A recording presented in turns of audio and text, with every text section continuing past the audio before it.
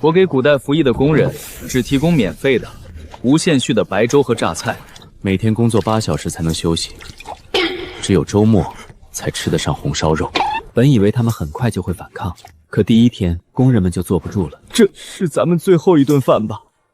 第3天，工人们陷入了惶恐。顿顿白粥榨菜还管饱，咱们大人不会是要养死是吧？直到第7天，所有的工人一起来到了我面前。大人，你想杀谁，我们就帮你杀谁，我们这条命都是你的。我就是让他们喝了碗粥啊。1个月后，工人们莫名其妙给我披上了一件外套。大人，天冷了，加件衣裳吧。我看着身上的龙袍，哎呀，你们真是害苦了朕啊！朕对这个国家忠心耿耿，绝无二心啊！这一切还得从2年半前说起。我为了救一个小女孩被大运撞飞。再睁眼，我成了古代的一名县令，还觉醒了一个最强物资系统。本以为有了系统就能走上人生巅峰，没想到开局只有这3样。这不由得让我想起穿越前看过的一个帖子，给古代服徭役的人只提供白粥榨菜，他们会不会反抗？最高赞说，只要管饱，让他们把长城修到欧洲去，都没有半句怨言。少爷，前面就是平阳县。看来这县令怕不是那么好当的。大人行行好，求您给点粮食吧！大人给点粮食吧！你们这些人不要挡着人家贵人老爷的路！你是这些人的首领，叫什么名字？我哪里是什么首领，只是这些人都怕我手中的破刀罢了。贵人要是方便，还请施舍点粮食，给我们这些残废吧。这些人个个身体残缺，却还留着几分秩序，是你的功劳。这2袋粮拿去分给他们。之前都是扔过来把我们当狗喂，从没谁亲手地理过。后来我才知道，就这一地，换来了一条过命的交情。你把这些粮食给大伙分一分。吴大哥，这是精粮。什么？大人，这精粮真的是赏给我们的？我乃本县新上任的县官周毅，从明日起，组织官府开仓放粮，救济灾民。县大爷万岁！县大爷万岁！你姓吴，叫什么名字？可愿带我去县衙走一遭？小人姓吴，家中排行老6，吴老六。吴老六，前面引路。老前头，朝廷派县令大老爷来了。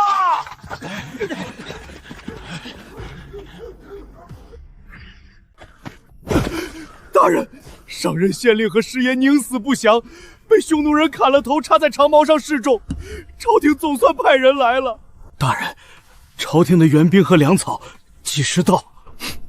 大半年了，京都那帮狗官拨过1粒米吗？别等了。但朝廷不管，我管。我周毅颇有家资，今日起毁家苏难，与平阳县共度时艰。王侯将相，宁有种乎？在本官这里，人命大于天。不过这粥不白给，明日辰时起，重修南城墙，不分男女老弱，只要出力的50都有粥。这位是杨修，往后就是咱们县里的师爷。见过杨师爷。杨修，把粮仓锁好，今夜粮食就到。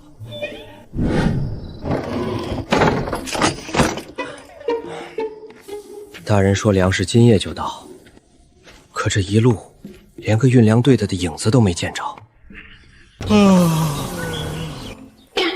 一夜之间凭空满仓，少爷他是有天命啊！大人，农忙时节，人确实失误，没见着粮，谁敢来卖力气？早该想到。钱捕头，把人10人一队，登记造册，5时按册开饭。遵命。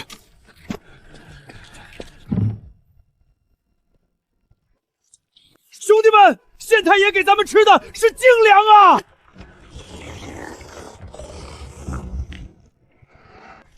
没喝饱的自己再去盛，唧唧歪歪哭个毛线！老爷，真能再添一碗？去，只要不浪费，管饱。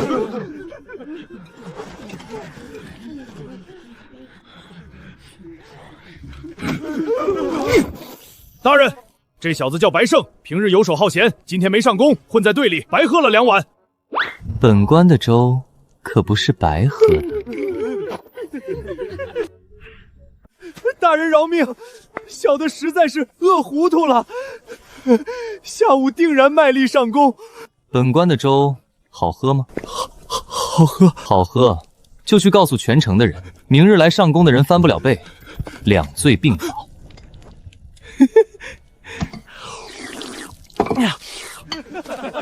大人放心，小人就是把嘴皮子磨破，也给您把人拉来。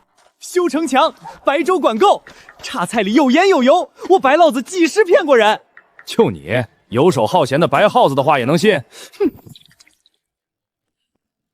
眼见为实，明日辰时南城墙，过时不候。大人，今天足有400多人，比昨日多了1倍。二牛，你嫂子让你来的，放心，跟着县太爷，饿不着。小毛哥，原来吃饱了是这种感觉。哭啥？跟着周大人有一种幸福，叫做徭役。土墙挡不住匈奴的马刀，要修就修一座他们砸不破的城。人望值每满1阶段即可解锁新物资，当前可解锁3次：土豆种子、水泥。土豆种子，好家伙，穿越神器！水有个屁用！等等，水泥。匈奴再来，让他们见识见识什么叫铜墙铁壁。就在这儿挖一口井。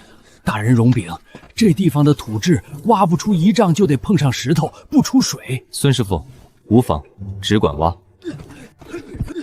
大人，挖到一块大石头，锄头都卷震了，实在挖不动了，换个地方吧。你这刁民什么身份，也敢质疑县令大老爷？大老爷他可是……杨修，记住，对百姓要如春风般和煦，对敌人才如寒冬般无情。大老爷，这石头少说有半栋房子大，真挖不动。你们可曾听过涌泉石？话说这昆仑之巅啊，有一块仙石，有一株仙草，历经千年万载，竟修炼成了人形。男的叫宝玉，女的叫黛玉。可这天地之间啊，又岂能容一块仙石一株仙草随意成仙？王母一声令下，派梁山180名仙将将他们捉拿归天，投入八卦炉中，经过749日炼化，最终才炼成了这颗涌泉石。涌泉石只有3种人能叫它涌泉：至情之人、心怀天下的圣人和真命天子。是骡子是马，就看这一下了。少爷他到底有没有天命？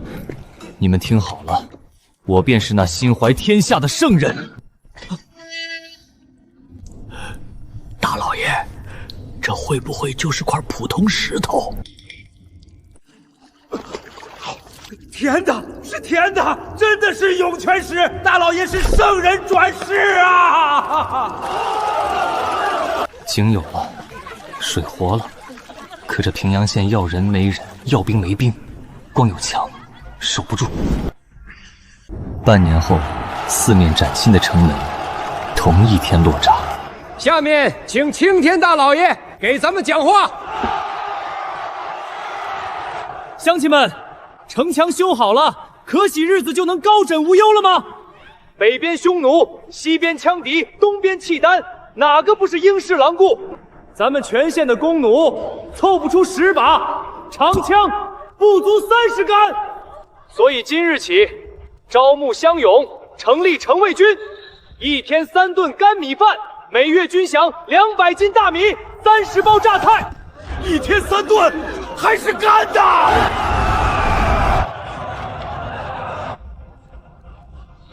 举起大石锁过头顶，撑住石隙，进城卫军，举得动小的进城管大队，150斤还要举过头顶，这谁能行？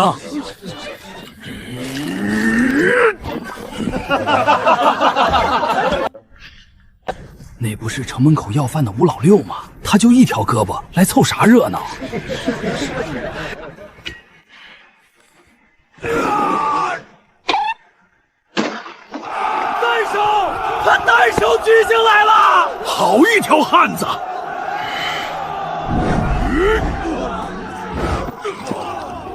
石大年，你不能进城卫军，这是大老爷的意思。俺举起来了，凭啥不算？石大年，你是全县唯一的铁匠，中高端人才。你当兵去了，谁给城卫军打造刀枪？成立军械所，你来领头，越想只高不低。士为知己者死，大老爷，俺这条命交给你了。大人，城立军68人，城管大队138人，整队完毕。兵有了，打兵器的人也有了，这平凉县该有点家的样子了。城墙修完了，乡亲们的房子还塌着，这些砖一块都不许浪费，给乡亲们盖新房。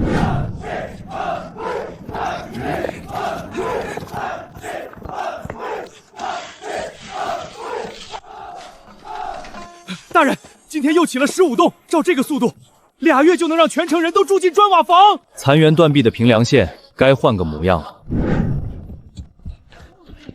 乡亲们，新房盖好了，受灾最重的先分，落了户就给使用权，靠劳动积分、社会贡献值，攒够了数，房子就归你自己。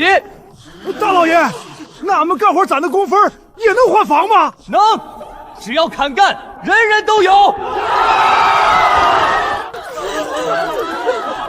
我赵小毛也有自己的家了。粮食卖完就回，路上小心。少爷放心。老爷，10车粮食换了3000两，可朔阳城里粮价一天一个样，今年大旱，粮商合伙抬价，城里的百姓快吃不起了。黑得好，他们抬得越狠，对咱们越有利。咱们最缺的不是钱，是人口，是人才。你去朔阳城、平平县各开一家粮铺，跟他们一起抬价，再放出风去，平凉县的粮便宜哦。高，两地的百姓还不得拖家带口往咱们这儿跑？老爷，平乡县那家铺子交给白胜如何？那小子偷奸耍滑是一绝，正适合跟粮商打交道。就他。那朔阳城的铺子，你亲自坐镇，粮食的事儿，我来想法子。那我去叫他过来。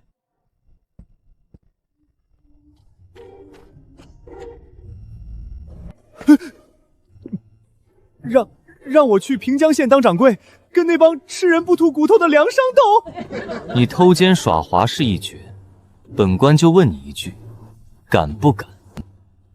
敢！老爷看得起我白耗子，我把命押上。记住，抬价归抬价，不许坑穷苦百姓。咱们的对手是粮商，不是他们。昆仑仙山的仙种，亩产3000斤，拿去种。计划成了第一步，接下来就看他们敢不敢来，来了能不能留得住。这墙比我们朔阳城的还气派。姓名打哪儿来？城里有啥亲友？赵铁入，朔阳城来的。堂弟赵小毛就在贵县。三炮，柱子的柱咋写？木字旁加个主。你小子数月前还在工地搬砖，如今都穿上号服了。跟着大老爷有饭吃。哥，这院子落户就能分使用权，往后靠劳动积分还能换成自己的。在朔阳城要300-500两的斋子，这儿白给。这位是孙师爷孙玉福，专管落户。铁匠落户奖200斤，一家5口共600斤。回大老爷，小老儿还是个木匠。平凉县只有一个大老爷，县令周易周大人。木匠再加100，700斤精粮。这都是官家给咱们的。什么官家？是咱们青天大老爷周大人给的。如此大恩大德，我一定要给大老爷磕几个。衙门的方向不是那边。白掌柜，咱们的粮食被抢了！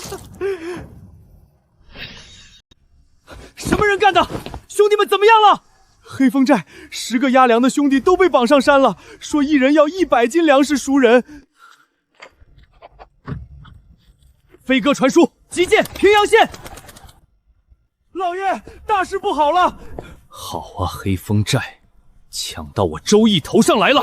大老爷饶命，下官一时鬼迷心窍，把人调去盖房子，才让人劫了粮。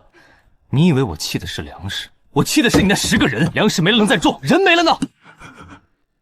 让白胜把黑风寨的底细摸清，那10个人少一根板棒，我拿你试问。人旺快满了，先抽一次。明光甲，给我听明光甲！恭喜宿主获得百草菇。狗系统，我要这百草萃何用？毒，高毒，无解的毒。黑风寨，你们完了。想了一夜，就这么办。全军听从号令，百姓财物不得私取，所得物资统一登记。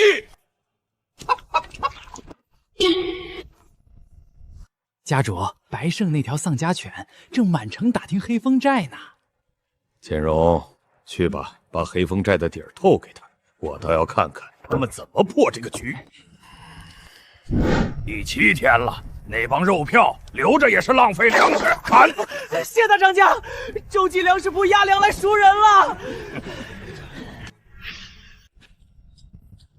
验货！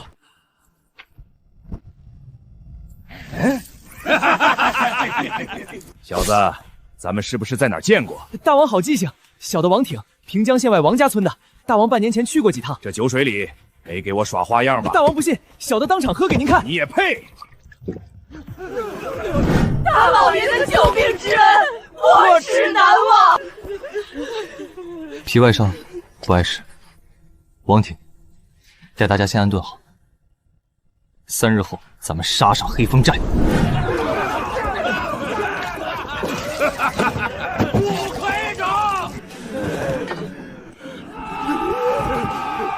杀入黑风寨，我传谢宝庆。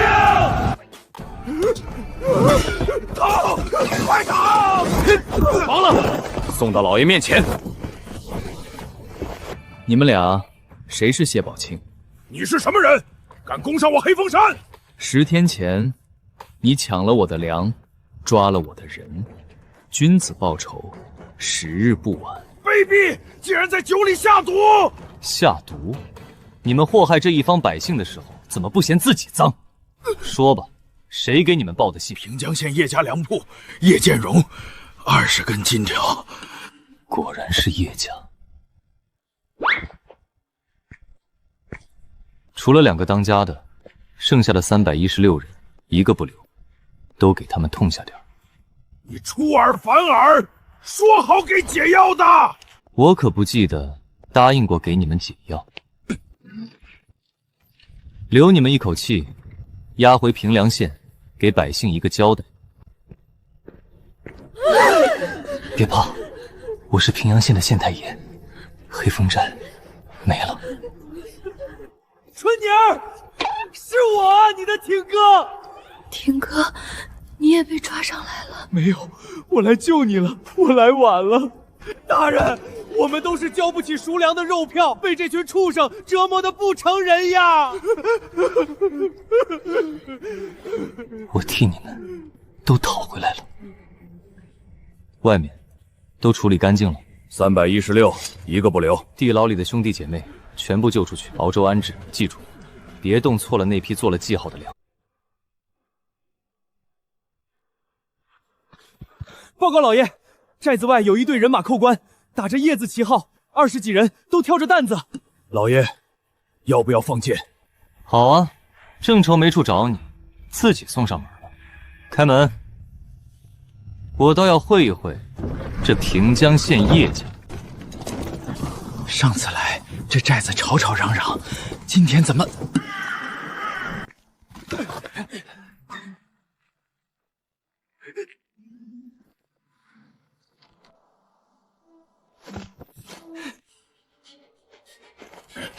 出门在外，小号先行。蘑菇，哪里路？什么价？问你话呢？干嘛呢？回大当家，小的是平江县叶家粮铺大掌柜叶建荣，前些日子和谢寨主做了笔生意，今日来了结尾款。哦，谢宝庆还会做生意，尾款可带来了？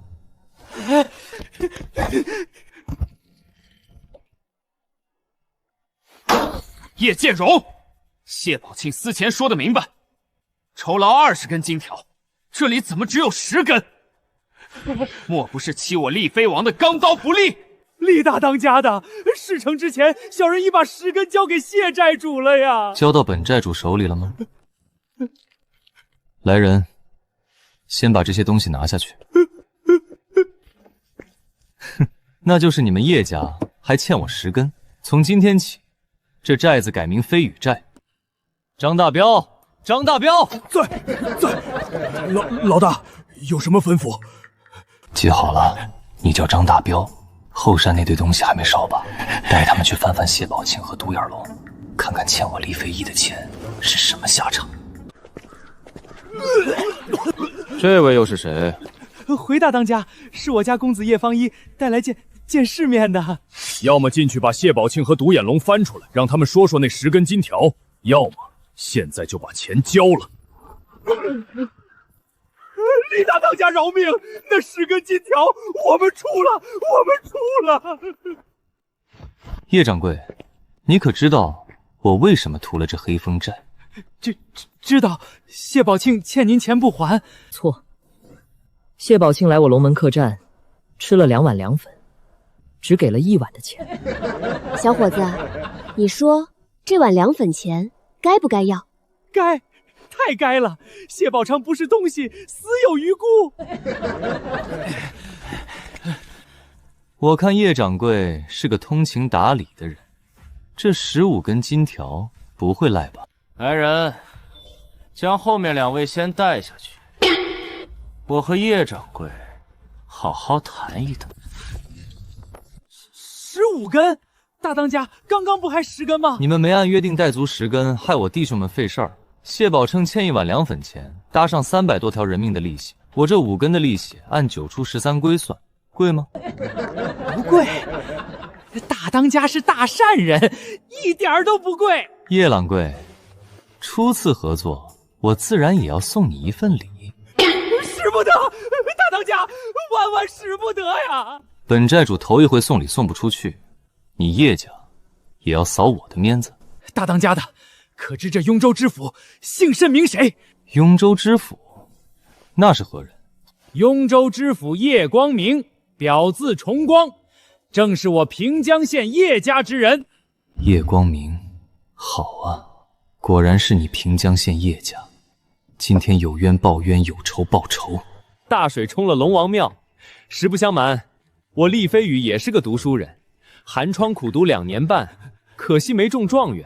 这才落了草。我最敬佩读书人，和叶知府神交已久，这礼我更得送了。张大彪，把谢宝金3天前抢来的新粮全搬来。你叶家做粮食生意，这几百斤精粮就当见面礼，你说你还有理由赖我15根金条吗？没理由，没理由。今日放你们下山，我派一弟兄同去取金条。君素雅达，必不至令我弟兄徒劳烦也。欺人太甚！一群贼人，安敢如此欺我叶家？吃2碗粉，给1碗的钱；吃2碗粉，给1碗的钱。方一这孩子算是废了，破财消灾吧。这种亡命之徒，惹不得。张英雄，老朽叶无华有失远迎，金条早已备好。糖衣炮弹。张英雄，为了保酒，务必赏脸。美人计不动，酒也不喝，这群人到底是什么来路？朔阳城哪儿来这么多兵？王二牛，传告全城，午时菜市口问斩。县令大老爷，把黑风寨的头子抓回来了，午时菜市口问斩。是他，华成辉我都认得他，黑风寨的谢宝庆。那个独眼龙，我儿子的手指头就是被他砍下来的。看把你激动的，不就是个山贼头子吗？哼，你们朔阳城有大军护着，我们平江、平阳哪家没被他祸害过？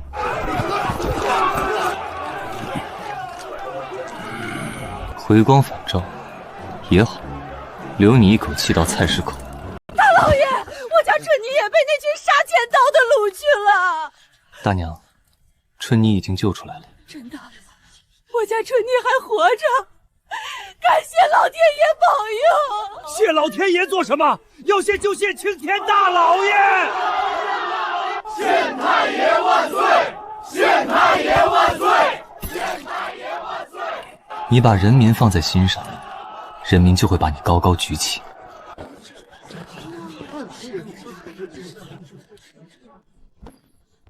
带人犯！带人犯！黑风寨大当家谢宝庆和二当家谢耳朵。诸位父老，台上跪着的就是黑风寨的2个头领。谢宝庆纠结318名贼匪，下山劫掠，杀人放火，害得百姓苦不堪言。黑风山虽在平江县境内，本官管不得，可他动了我平凉县的人，本官就坐不住。前些日子，本官亲率50勇士杀上黑风山，50对300，杀得他们片甲不留，活捉了这2个贼首。县令大老爷威武，真英雄也！县令大老爷威武！放屁！明明是你们先下的毒。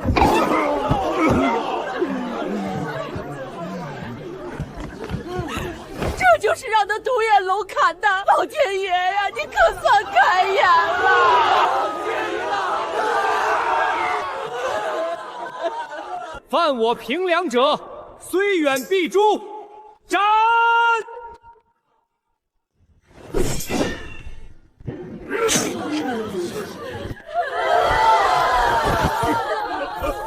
都是本官分内的事，快起来！大仇得报是大喜的日子，往后的日子，咱们越过越好。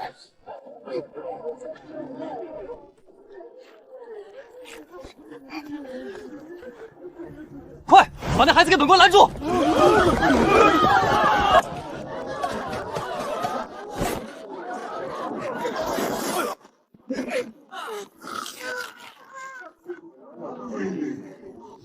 孙师傅，这娃娃是你家的？回大老爷，我没这福气。这娃娃面生。这是谁家的娃娃？自己过来领！小孩子不懂事，大人也不懂事吗？说过多少回，人血战国的粮食治不了病，那血里有毒，吃下去是要死人的。坏人，贪官狗贼，那是我和阿姐最后的干粮，我只想救姐姐。大老爷，这娃娃我认得，昨天和他姐姐一起进的城，叫齐北安，是我登记的。他们是外乡人，没上过夜校。不知者不罪。你姐姐病了，为什么不去看大夫？咱们平乡县看病不要钱。看病不要钱？来人，把医药铺的李大夫、丁掌柜请来，给这娃娃的姐姐诊治。你带路，再叫个可靠的女眷去照应。你一个男人家不方便。都听好了，来了我平凉县，就是我平凉人，往后守望互助，谁家有难，全县搭手。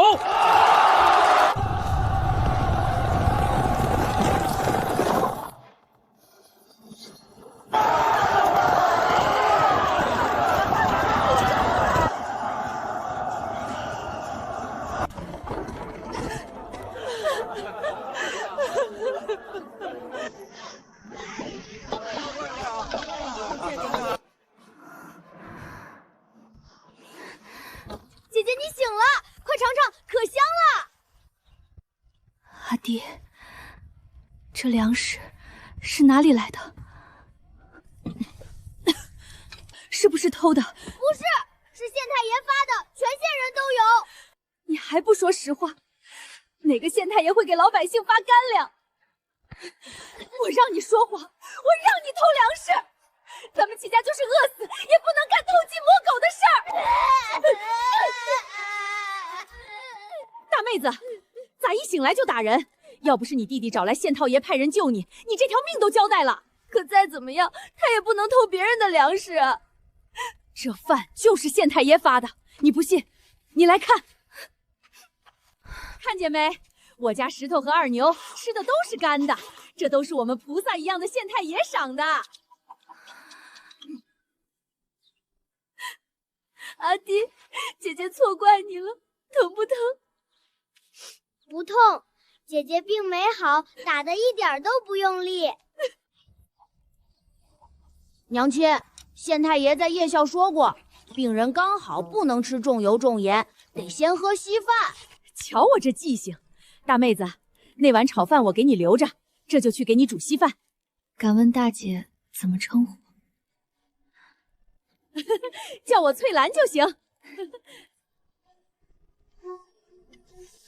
以前爹拿鞭子逼他学，他都不肯，到了这儿，竟自己学上了。他们这是去干嘛？县太爷每晚开夜校教认字，前排的好位置，去晚了可就抢不着喽。喝碗粥吧。这粥不卡喉咙，又香又稠，大户人家都吃不上。唉，两个小家伙丢三落四的。每晚光是点灯，就是一笔不小的开销。县太爷说了，10年注目，100年树人。再穷不能穷教育，再苦不能苦孩子。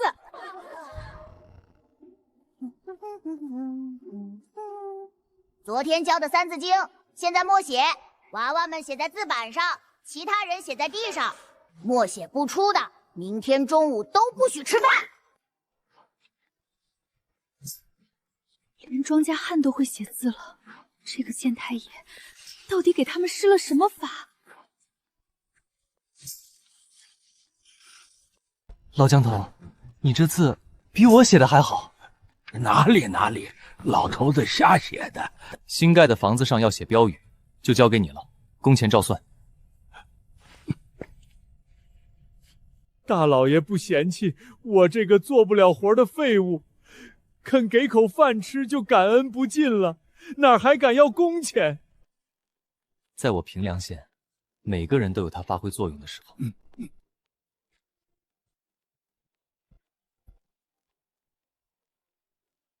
王二牛，子不学，非所宜；幼不学，老何为？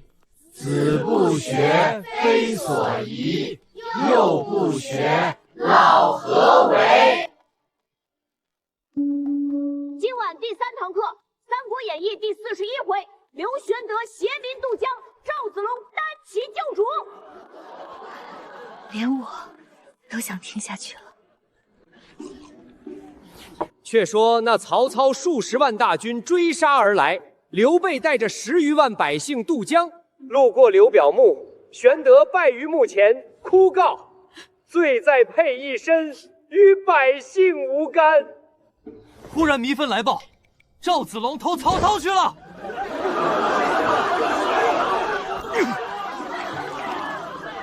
可他们不知道，赵子龙这一回头是去寻主公失散的家小。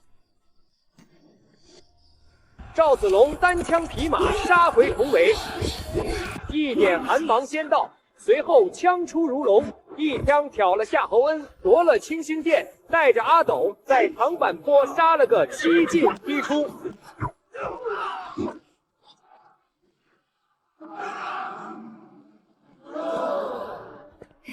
难怪弟弟天天盼着来。曹操在景山顶上望见，忙问这白袍小将是谁。曹洪飞马阵前大喝：“军中战将可留性命。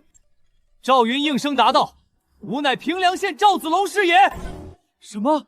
赵子龙是咱们平阳县人？我平阳县竟出过这等英雄！县太爷，那赵子龙当真是我平凉县太谷的先祖？太古之时，平凉县不叫平凉，叫床山。长山就是城外那座长山。怪不得，原来是长山的先祖。早知先祖如此英雄，当年匈奴进城，老头子我拼了命也要跟他们干到底。不服就干，不服就干，不服就干，不服就干。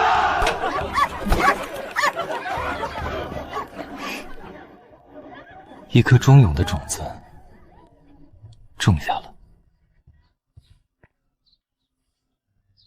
大老爷救命之恩无以为报，我们姐弟就在平阳县住下了。好生干活，好生读书。大老爷，我们一路从雍州首府过来，沿途21县都在闹旱灾，饿死的人不计其数。灾情比想的还大，饥荒越重，流民越多，这是平凉县的机会。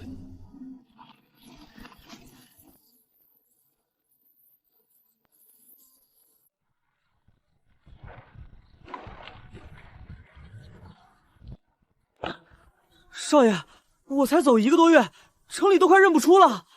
少爷，1个多月不见，你为百姓操劳又瘦了。阿修，这一路辛苦。对了，阿修，你还没婊子吧？来的路上，我给你想了一个。如鹿中原，鼎定九州，少爷他果然有这颗心。在咱们陈国，有婊字才算真正被认可的人。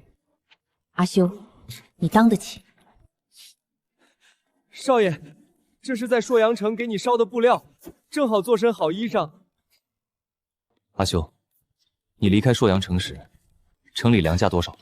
回少爷，1斗粗粮79两银子，还大半是福康掺砂石。核算下来，1斤粗粮上1000文，这心比锅底还黑。那百姓拿什么买？拿田契抵。旱灾才1年，朔阳城的地倒有大半改姓了官。有个百姓就问了句：“为啥这么贵？”你猜那奸商怎么说？79两你还嫌贵，买不起，是不是该反思自己种地不够努力？这话怎么听着这么耳熟？不过少爷，临走前我给他们留了一手。留了一手，说来听听。他们卖79两银子1斗，我周记粮食铺卖79文钱1升，每人限购1斤，谁也不会多买，就是防那些粮商来扫货倒卖。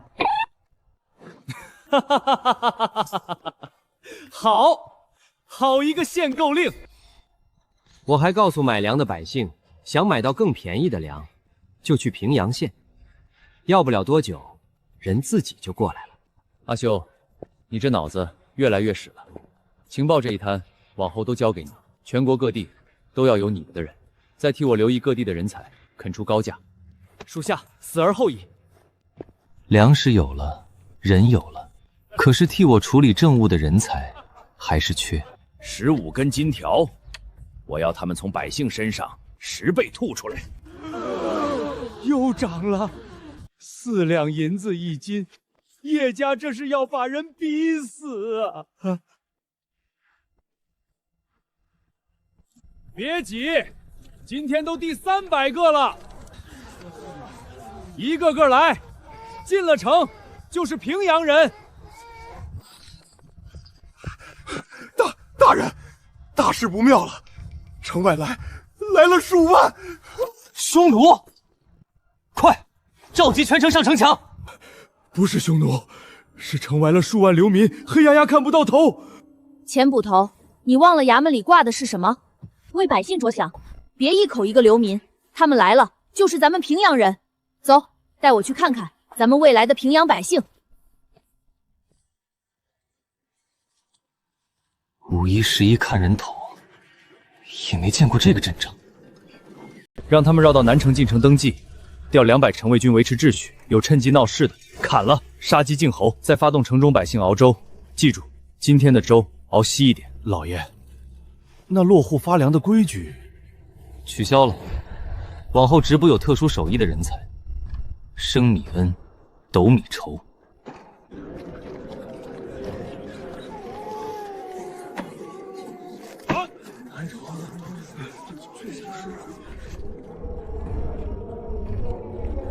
文武卫说征粮，跟抢有啥区别？家里1粒米都没剩下。威武卫抢遍了朔阳平江，唯独没来平凉。他们以为这里早就没人了。这稀粥比俺家丰收年煮的米汤还稠。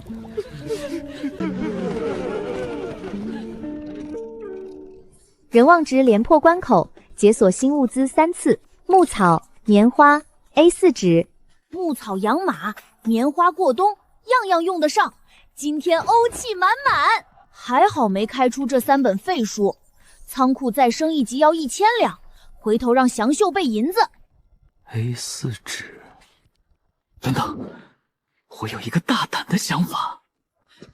家主，光明大人来信了，说上次那批精粮吃着好，让家里再多送些去。大人要吃，那就送。把厉飞羽送咱们的那批一粒不留，全给大人送去。还是家主高明，那粮来路不正，咱们一口没沾，全孝敬大人了。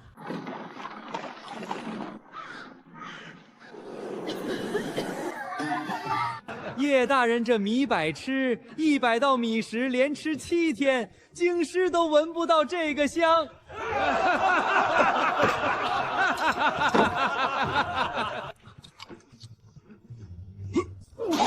这米有毒！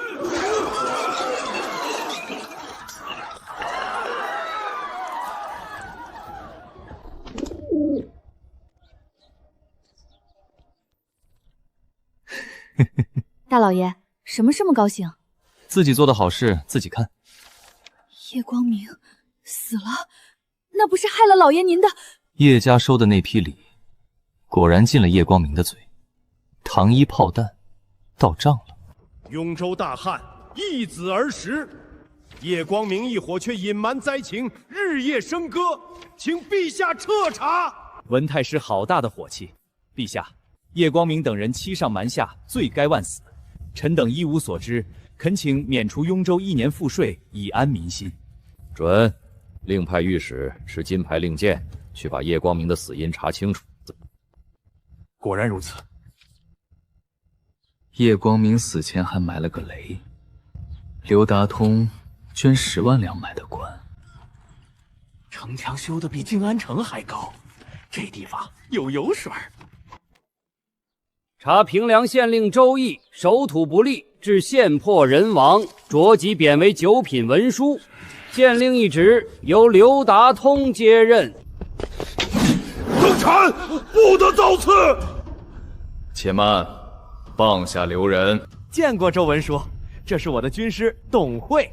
我这县令是皇帝亲贬的，除了皇帝，谁也撸不掉。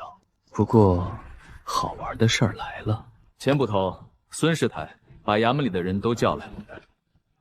这位刘达通刘大人，从今天起就是你们的县令，本官被贬为9品文书。放屁！平阳县破城是匈奴干的，凭啥算在大老爷头上？这委任书是假的，这2人是奸细。周文书，这可是叶知府亲批的，你快管管你的手下。养了你们大半年，是人是鬼，今天见分晓。钱小浩、忠信、钱勇、老油条，委任状不可能是假的。本官在平阳半年，看你们有吃有喝，也该功成身退了。等本官掌了印，刚才那根棍子有你好看。欲使人灭亡，先使其疯狂。鱼咬钩了。前日清点，共16000余斤。老爷，按朔阳城79两1斗的价，这一仓20万两。这些粮是我给百姓备的救命粮，本官一粒不带，全留给平阳县。周大人真是为国为民，我辈楷模。看你们能装到几时？本官被奸人构害，日后城中事务都听刘知姓的。大老爷，您不能走啊！诸位放心，走之前，本官再为人民做最后一次服务。明日带兵出城剿匪。周大人，剿匪凶险，要不还是交给本官吧。好，来人，把我的甲胄脱下，给刘县令披上。本官还要料理全县吃饭大事，实在分身乏术。苟利国家生死以，岂因祸福必趋之。刘大人果然也是此心。是吉是吉，狗生狗死。同志们，咱们走。剿完这趟匪，程卫军我不干了。大老爷走到哪儿，我跟到哪儿。话说回来，咱们现在是去哪儿剿匪啊？都好奇咱们去哪儿剿匪吧？老爷，平凉周边的土匪早被咱们剿干净了，您是要带咱们去别县黑吃黑吧？猜错了。邓乾，把旗挂上。黑风寨那会儿，大老爷就是打着这个例子冒充土匪厉飞羽。听好了，从现在起，咱们是飞羽寨的土匪，我是你们大头头目厉飞羽，目标平江县叶家，劫富济贫。丑话说前头，只求财不害命，谁伤了无辜百姓，军法处置。来人可是飞羽寨二当家张大彪，远道而来，有何指教？老乡，快开门呐！我们是外地来的客商，有比天大的生意要跟你做。二当家莫开玩笑，哪有客商提刀上门谈生意的？那你就说，这生意你做不做？这门你开不开吧？开门迎客。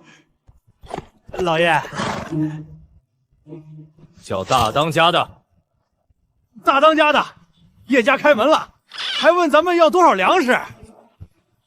小心有诈，你带50人先进去探路。没问题，大当家的，进来吧。叶家主都是明白人，你们看着办。1万斤小麦，孝敬大当家的。叶家主果然雅德，拿着这信物，日后有难来飞羽寨求援，我定当竭力。刘胖子，你要是还不死，这地方可真不值得待了。怪了，神井不冒水了。神井不水，妖孽作祟。咱们县最近可就来了那么一位猪头县令。16000斤保障粮没了，粮呢？我的精粮大米呢？那是大老爷留给百姓的救命粮，你偷到哪儿去了？明明是你这奴才监守自盗。只剩500多斤，我愧对大老爷，愧对平凉百姓。大人，钱捕头藏粮无非想分一杯羹，91分账，给他一成。钱捕头，粮食你拿去也没处卖，交出来我有路子换现银，91分账。行，你交9成，你贪那1成，我睁只眼闭只眼。什么？9成归你？你这奴才未免也太贪心了。师爷，这事不能就这么算了。如今满城都传神境不水，妖孽作祟，咱们正好解这个事。嫡系中，大老爷说过，中小就是嫡系，抄家伙集合。匈奴契丹连年犯边，着雍州各县加赋3成。加赋你大爷！免税1年4个字，能被你指鹿为马，说成家父3成？本官是朝廷命官，杀官可是要依3族的。既然不敢杀，那就老老实实交差，4成1分不能少。乡亲们，这狗官偷走了大老爷留给咱们的16000斤救命粮，今天又篡改皇榜，强征暴敛。这种狗官不死，天理难容。神井不水，妖孽作祟，这狗官就是那妖孽！杀了这狗贼！反了！你们反了！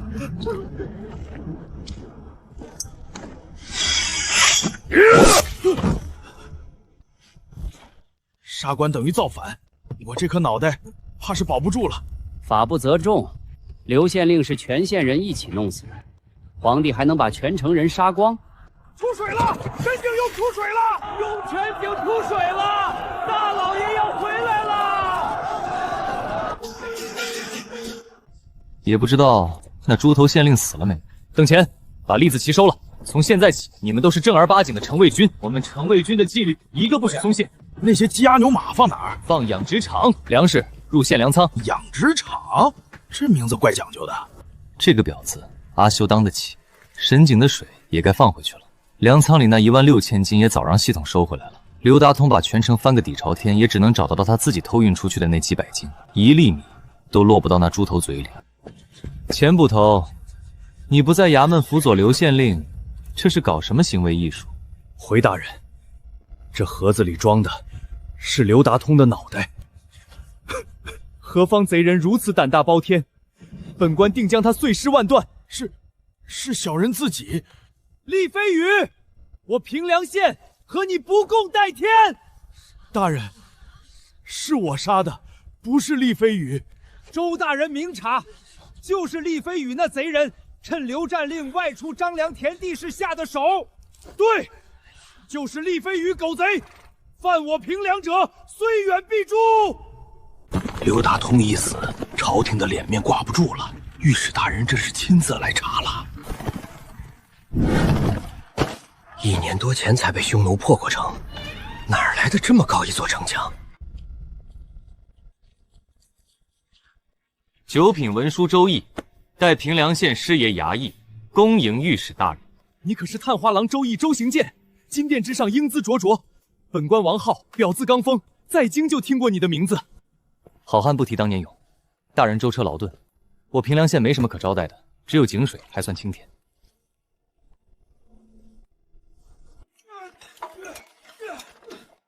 这些百姓的眼神和别处的逃民不一样。1年前这里确实满目疮痍，后来我招商引资，请来一位叫杨国友的富商投资，才有了今天。杨国友，好名字。文书大人，我来交税了。交税？雍州21县不是免税1年吗？什么免税啊？我们刘县令说了，皇奖上要加税30%，这点粮还是卖了我家妮儿才凑上的。周易，枉你是探花郎，竟放任刘县令强征暴敛！大人明鉴，周大人爱民如子，皇榜来的那几天，他正带着乡勇在外剿匪啊！加税30%，全是刘县令自己主张的。回大人，这刘大通不是进士，是个商人。县令之位是他拿10万两银子贿赂叶光明买的，花了10万两，才被发配到这穷乡僻壤。他若因此怀恨在心，投毒叶光明，拿着，快去把妮妮赎回来，晚了就来不及了。文书大人，这不是你家传的玉佩吗？万万使不得！玉佩是死物，怎么能让你们骨肉相离？老丈莫耽搁，快去！谢大人，谢大人。不是让你挨家挨户通知皇榜免税，不许再交差了吗？怎么还有人来？回大人，确实挨家挨户通知了，有些人家出去做工，没接着信儿。陌上人如玉，君子世无双。我方才竟怀疑他是在小人。你们县令刘达通是怎么死的？被厉飞羽那伙贼人杀的呀，全城都知道。刘达通出城张良田地，被打着血色立字旗的贼匪劫杀。大人，平江县叶家庄、王家庄、李家庄前阵子都被厉飞羽光顾过，那伙贼人黑吃黑灭过黑风寨，势力大得很。有多少人马？叶家说800，王家说1000，李家说3000精甲。两县之地横行无忌，此辽不除必成心腹大患。回京我就奏请陛下发兵征讨厉飞羽。箱子里装的什么？回大人，是刘大通刘大人的遗物，周大人让封存的。他同乡今日返乡，正要给捎回去。打开，我看看。宝恒5年5月25日，为开脱障壁家仆之罪，于立春院念请宫县令叶知府馈赠白银3000两。7月初6，叶知府欲得头牌翠浓，特赠白银1000两。粗鄙，枉为朝廷命官。宝恒6年7月15日，于静安城遇西域番商，购得无色无味剧毒10箱软金散2瓶。狗贼叶光明素喜美酒，遂于赠他的杜康中加了些料。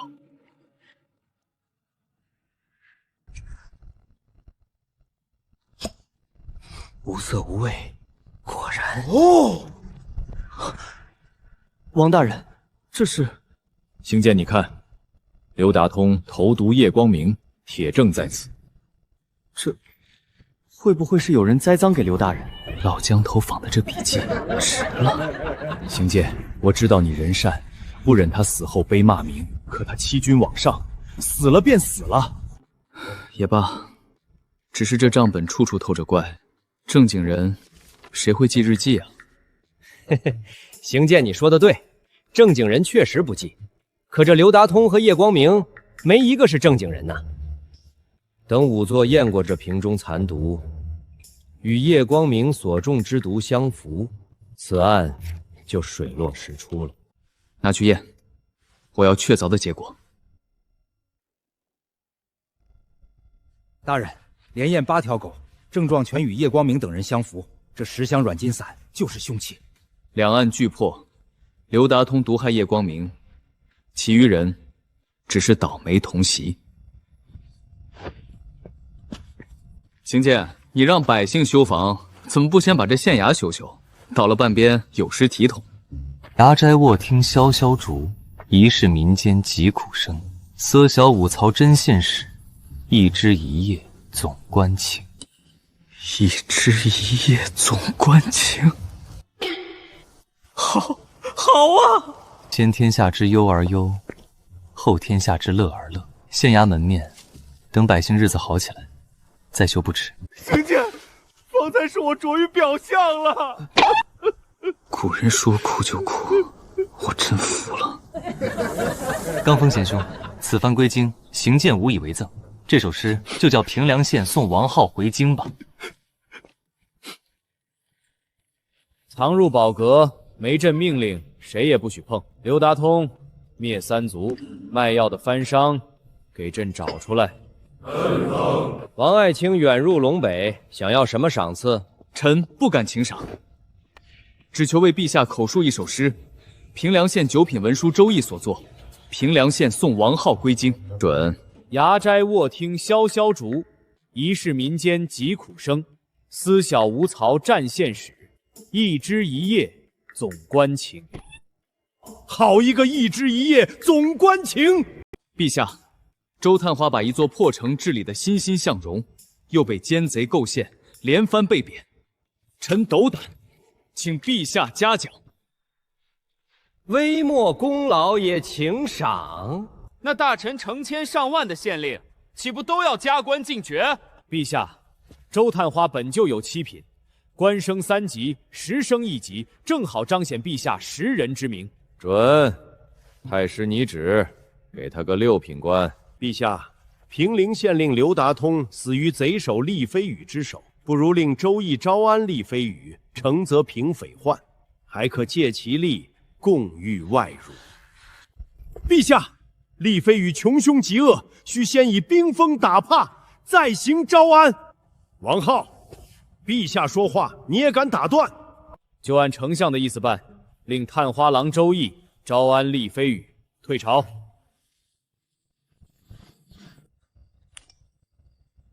邢坚老弟，是我害了你啊！陛下圣明，赐探花郎周易6品官员，接旨。谢主隆恩，吾皇万岁万岁万万岁！探花郎这谢恩词倒新鲜，以前那些臣户谢恩个没完，累咱家手都酸了。还未请教公公高姓大名？回周大人，咱家叫魏忠贤。魏忠贤，9000岁魏忠贤，不得了！魏公公，您这气运成海天一色，形如鲲鹏。鲲者，北冥之大禹，化而为鹏，怒而飞，扶摇直上9万里。请先生教我，忠贤何时能够扶摇直上？天机不可多谢，风雨来前必有劫殃。这3根金条，算我借你保命。放心，有惊无险，绝无性命之虞。过了这劫，便是青云直上。咱家若过了此劫，周大人就是再生父母。公公在京时，可曾听说那御史在朝上是怎么说厉飞羽的？听说是拥众3000，黑吃黑灭过黑风寨呢。京城里的眼线成了。王浩说厉飞羽有3000人，叶王李那几家把我200人吹成了3000，好人呢。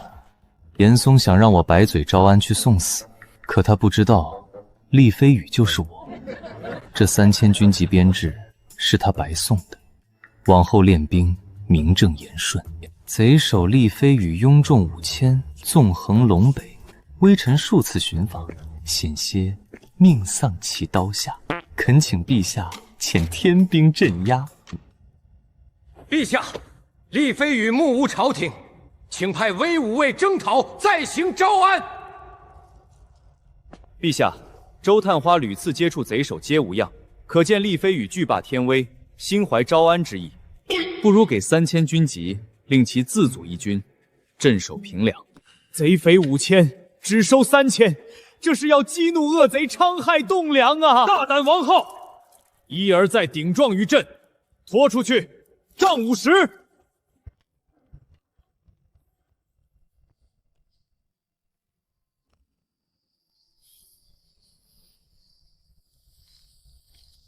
王浩只是劝了2句话，就被杖死了。这就是封建王朝，人命在皇帝一言之间。王侯将相，宁有种乎？我要强大，强到没人能再打我的板子。先把你哄开心，血色立字旗一并送去。诸位且看，贼首厉飞羽慑于朕的龙威，向其称臣了。陛下，周一平一张嘴就招安5000贼匪，其中必有猫腻，请陛下彻查。上次说厉飞羽早有降意的是你，这次说有猫腻的也是你。其志一详，莫非严大人觉得陛下的龙威不足以震慑宵小，小儿妄议天威，请陛下杖毙，以儆效尤。今日朕心情好，不与你计较。严况，朕就罚你去江南，为朕选20名美女入宫。遵旨。陛下，平江县令纪伯常尸位素残，不如让周易去治平江县，平凉县就交给厉飞羽镇守。准。厉飞羽听旨。钱捕头，你杀了刘大通，你不是厉飞羽谁是？即日起，任命厉飞羽为平凉县县令，麾下5000余兵马，保留3000编入军籍。钦此。厉飞羽，还不谢恩？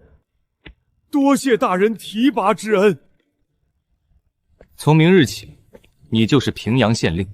我去平江县上任，放心，平凉依旧是我的地盘。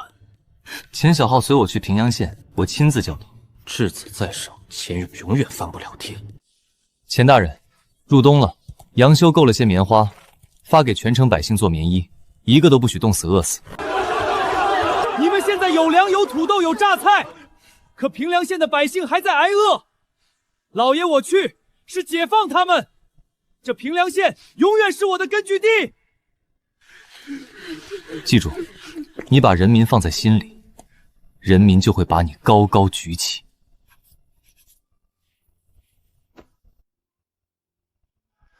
平江县令纪伯正，恭候大人多时了。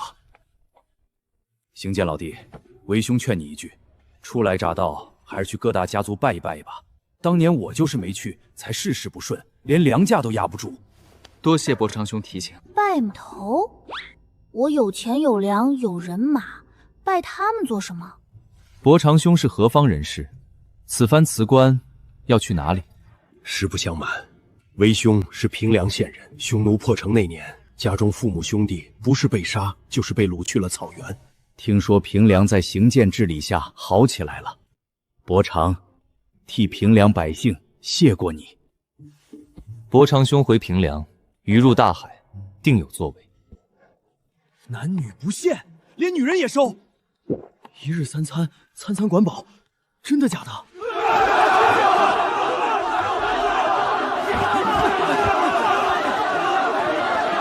他周县令不是管饱吗？官府粮仓早就空了，咱们把粮价再往上抬，他没粮了，还不是得来求咱们？粮价都4两银子一斤了，还能涨什么？没钱没房没地，他们不是还有老婆孩子吗？让他们拿这个典当啊！看见没？参军一人，吃饭都便宜。慌什么？他那10文钱一斤，不过是引人参军的噱头，过些时日自然涨回去。开张第7天，军属价5文一斤，5文钱一斤精粮，跟白捡的一样。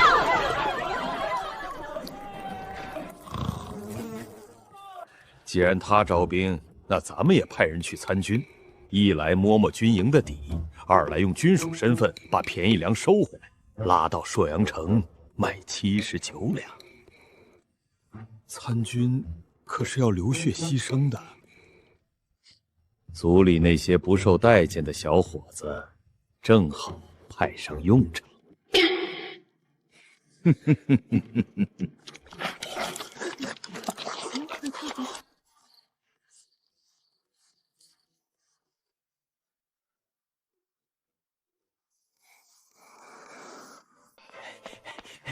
营里到底啥情况？没啥新鲜事儿，吃饭、睡觉、操练。叶家8000斤，王家6000斤，李家5000斤。大老爷，各族买粮越买越凶，后仓这几天眼见着往下空，照这么搬，撑不了多久了。买随便买，买的越多折扣越大，让他们搬，搬的越空，他们越信我快断粮了，价钱翻上去。先来100袋。军属价从5文涨到20文，说明什么？说明他的粮快见底了。那咱们赶紧抄底，收光他的粮。军队吃不上饭就得哗变，到时候咱们出粮接管兵权。妙啊，此计甚妙。可咱们囤粮把现银都花光了。无妨，我认识一位京城来的杨老板，正想在平江县买地。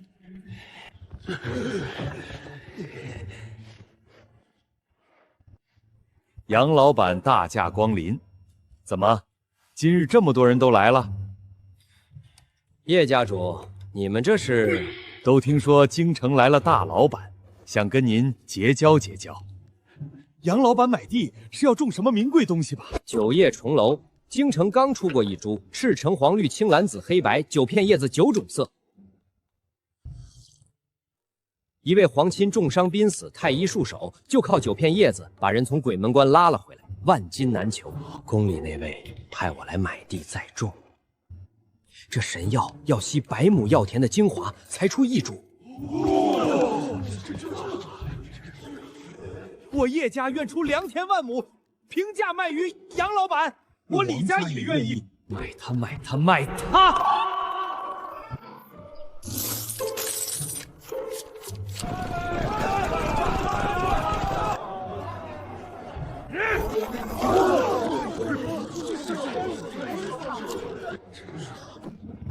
老规矩，100袋。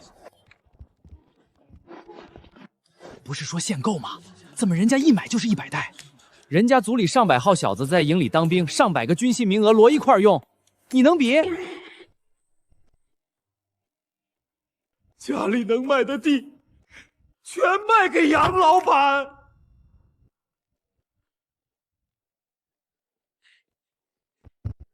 少爷，全县的地契都在这儿了。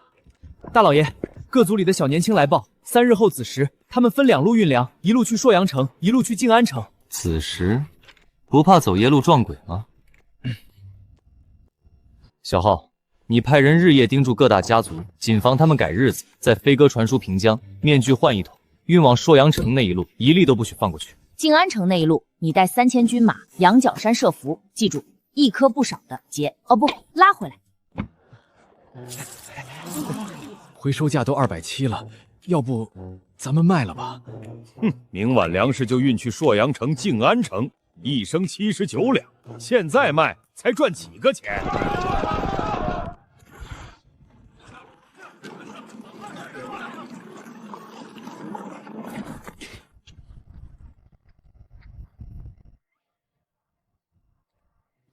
果然，各家手里的银子1两都不剩了，收网。这怎么可能？老爷早提醒过，别囤积居奇，涨价时拼命抢，跌了就想要我们高价收，想什么呢？要不明天开始，咱们的粮也改成79两1升。他们肯定没粮了，这次调价一定是技术性调整。不对呀，门口明明挂着限购的牌子，怎么咱们买多少，他卖多少？虚张声势罢了，他要有粮，犯得着挂限口。要不，把祖宅押给杨巅峰杨老板再借一笔。咱们的粮已经运去朔阳、静安，回来就还。借，当然借，日息写低一点，日息低，利滚利，跌停了还想加杠杆抄底，这是他们自找的。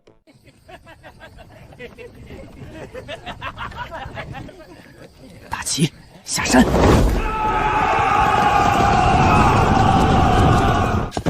此路是我开，此树是我栽。要想从此过，留下买路财，只求财不害命。不听话的就跟他一样，全部站到粮车左边。李飞宇不是当县令了吗？怎么在这儿？掌柜的，你看，上回是栗子，这回是栗子。替我厉大张家多谢叶王李3位家主送粮，叶王李的粮过几日如数奉还，其他家族的3期分账。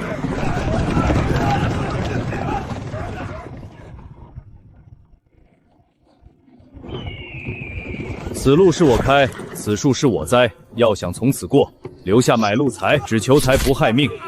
不听话的就跟他一样，全部站到粮车左边。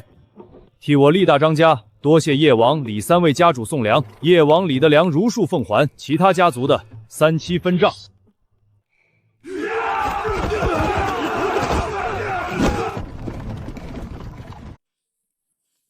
叶家战神机妙算，早上那20文果然是技术性调整，他们这是搬石头砸自己的脚。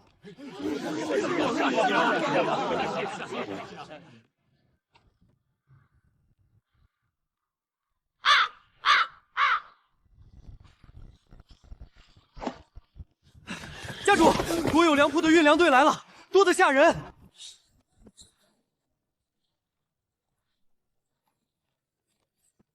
稳住，咱们运到朔阳城、静安城的粮，马上就能换银子。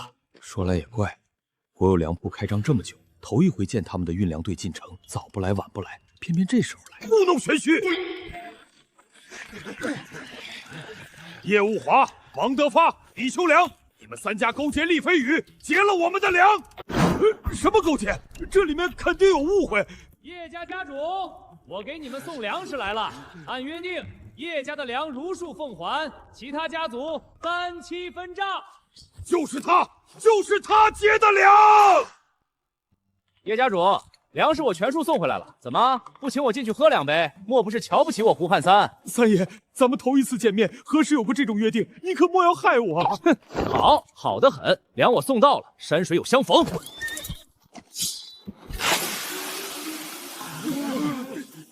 家主，他们还回来的，比咱们被劫的多得多。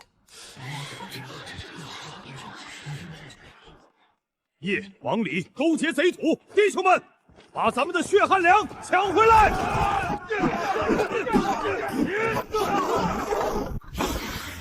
别打了，这袋子里全是沙子！厉飞羽啊，厉飞羽，你这天杀的贼呀！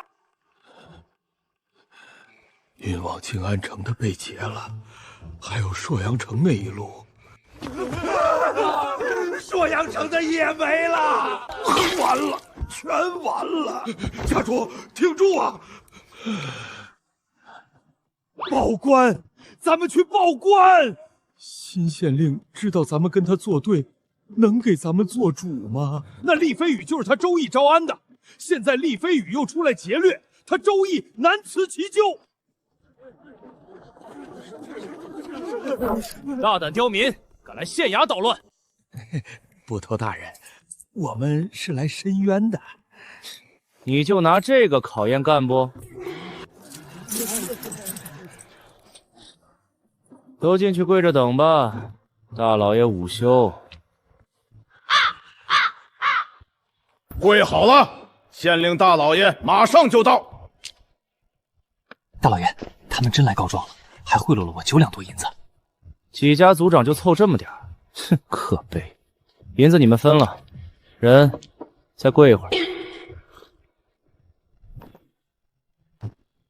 堂下何人？击鼓所谓何事？厉飞羽，他不是当县令去了吗？大胆刁民，以下告官身先有罪，来人，先鞭笞50。是。没有，我不是要告大人您，我是见到大人欣喜若狂。叶家主，咱们不是为这事儿来的。大人，我们要告厉飞羽抢了我们的粮食。哦，你们说厉飞羽抢了粮，可有证据？小人亲眼所见，他们打着一仗血色厉字旗。把那旗画给本官看。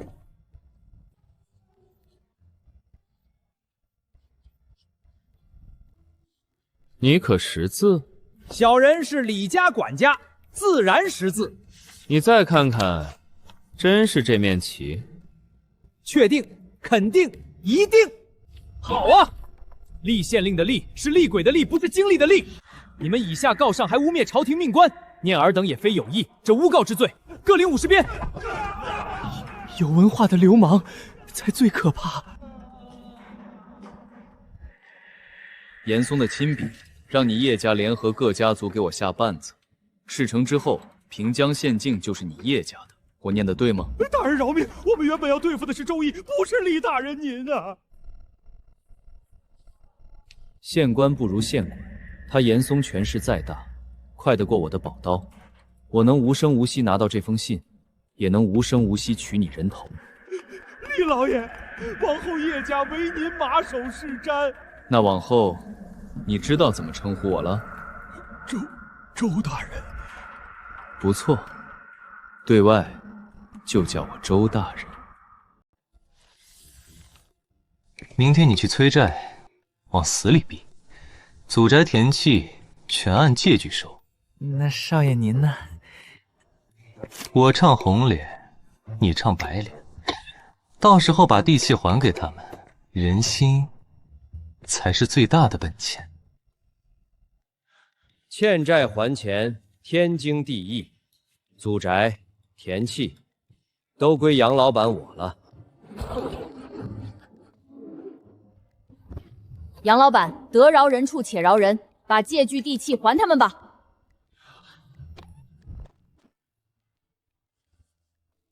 周县令为了咱们，连京城大老板都敢得罪，好人呐！还给了亩产3000斤的祥瑞种，开春就能种。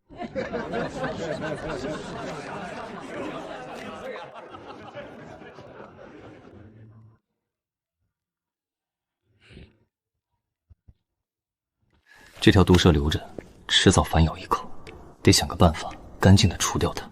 没好办法，先求个好运气。系统抽奖，先扩仓库，扩3个，111万两，我的血汗钱啊！仓库已扩容至14格，可抽奖4次。行弩大豆、钢筋、木炭。秦弩，英雄里头那种万箭齐发的秦弩。大豆榨油，钢筋木炭铸军械，今天赚大发了。系统生成一把秦弩，我要试剑。老爷，不好了，契丹人来了！多少人马？攻哪个门？不是攻过来了，是吴老六吴英雄抓了一个契丹人。替他裙子刷了，他的灭把子给死！老张，你说他是契丹贵族，怎么看出来的？契丹贵族的脖子上纹的是天狼图腾。大人，抓了契丹贵族，怕是要引来兵祸啊！说的好像不抓他契丹人就不来了一样，落后就要挨打，这话以后莫再提了。这人怎么抓到的？回大人，按您教的伪装训练，背着草皮蹲在城外。这小子追一匹野马，跟大部队走散了，自己撞上来的。伪装训练练得不错，争取练出一支炭火部队。你们说，我要跟契丹人做生意，换他们的马匹，如何？大老爷，契丹狗贼狼子野心，做不得生意啊！大老爷，您来了平凉，我们才有今天。您要做的事儿，一定有您的道理。我和王挺绝不影响您的全盘谋划。军中数千人，不到100匹马，有了马才有骑兵，后勤才有保障。张火根，他说什么？他说：“小白脸，要杀就杀，给爷来个痛快的。”这翻译也太实诚了。松绑，让他吃饭。大人，万一他暴起伤人，20多号人，还拿不下他一个？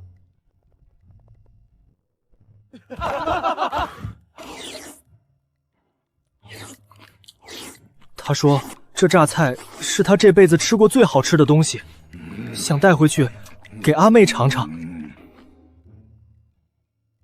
好吃吗？我想跟你做个生意，大米和榨菜换你们的牛羊马米。陈国的官，你不杀我，那看你识不识好歹了。小羊10包米10包榨菜，大羊20，小牛30，大牛50，马200。价钱腰斩。7天后，东北榆树林，我带50只小羊，30只大羊，20只小牛，10头大牛，30匹马。我先付100包榨菜当定金。我叫周毅，平江县最高长官。你呢？拓跋烈，笑月天狼的勇士，说好了就绝不食言。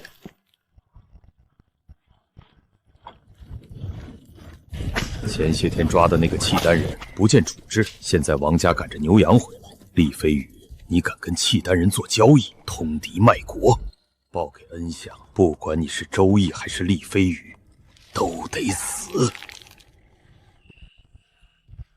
大人，约定的牛羊马匹一只不少，全赶回来了。下回他们愿意加5倍，只求榨菜多给些。榨菜不是问题，往后商谈交给你，记住，多换牛和马。是。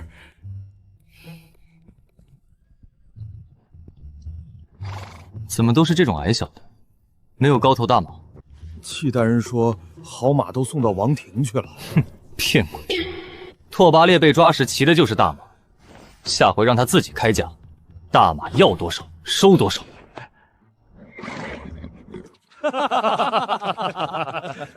听说李家主当上国有豆油厂的总经理了，恭喜恭喜！郭家主也是国有纺棉厂的厂长了。王家主，你不也是国有养殖场的厂长吗？咱们大家都有美好的未来。咦，叶家家主，县令大人给您安排了什么呀？好像叶家主能力有限，还没被委以重任呢。一群蠢货，被卖了还帮着数钱。这封信是扳倒厉飞羽的关键，你亲自出城，务必送到卢大人手上。家主放心，一定送到。厉飞羽啊，厉飞羽，你的好日子到头了。老棺材，前阵子运粮队被打得半死，家里明明堆着精粮，你连一袋都不肯拿出来给族人，自己躲在后院吃独食。跟着县令大老爷，族人一天3顿精粮米粥，还有带盐分的榨菜。跟着你，连精粮是什么味儿都不知道，还想扳倒大老爷？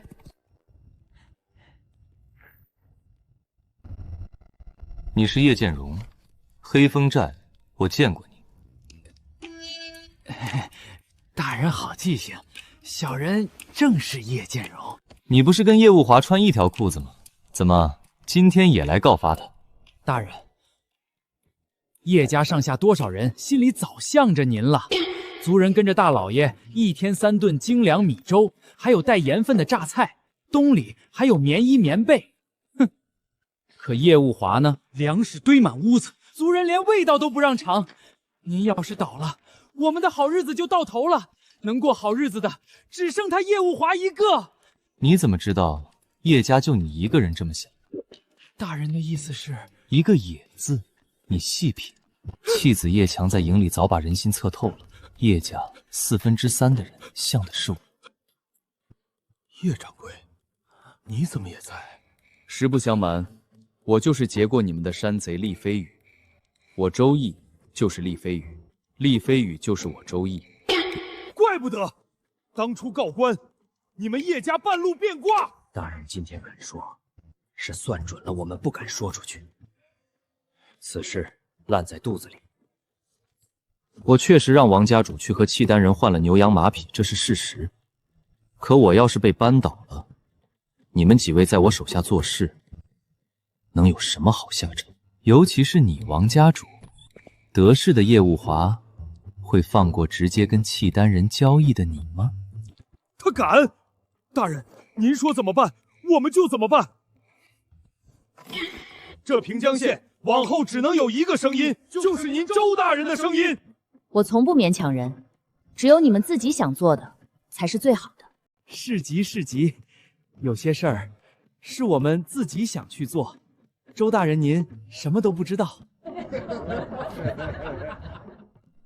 你们明白了吗？那你们先下去，好好想想自己该做些什么。你这几日藏在衙中，等他们办完事再出来。郭家主，周大人那句自己想做的到底啥意思？你们没听懂，点什么头？嘿嘿，你听懂了，就是我们听懂了。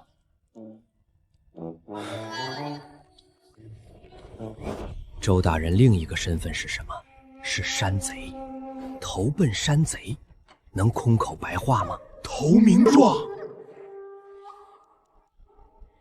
他勾结严嵩，把咱们全卷进来。日子刚好起来，他又要蹦跶。他不死，就该咱们死了。3日后，衙门口见。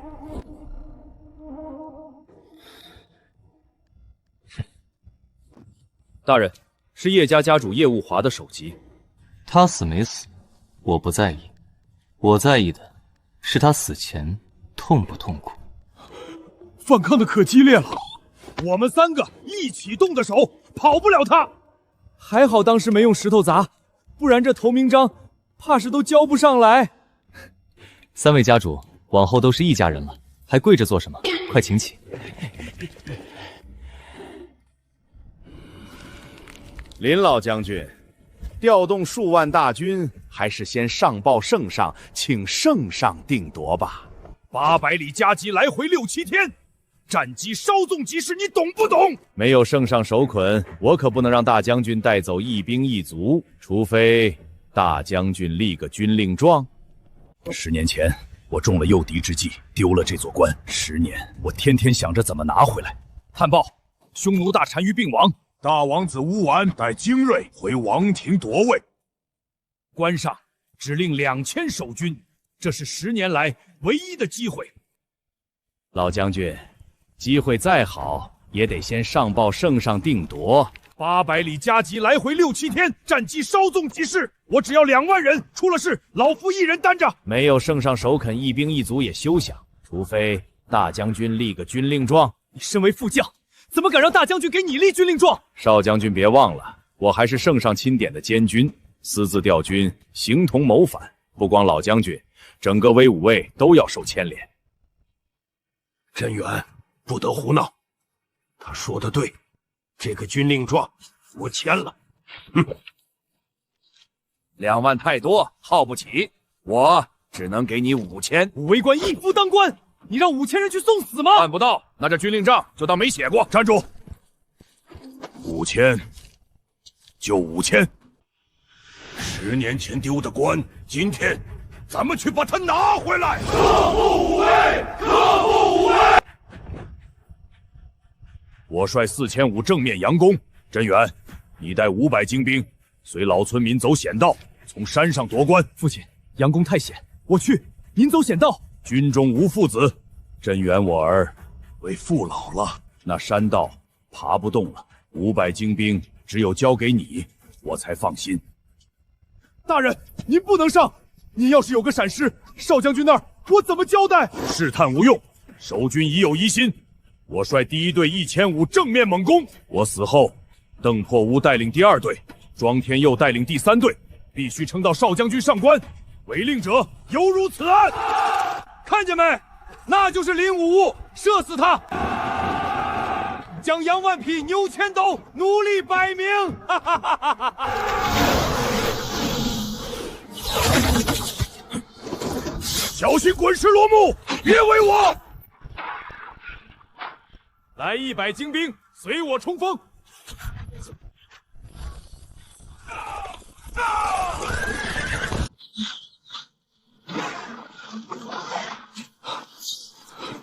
老将军，您先撤吧，威武卫不能没有您。我们拼到最后一人，也给少将军争取时间。我若死了，关上的人坐不住，定会出来抢我的尸身领功。那时候，第2队就有机会。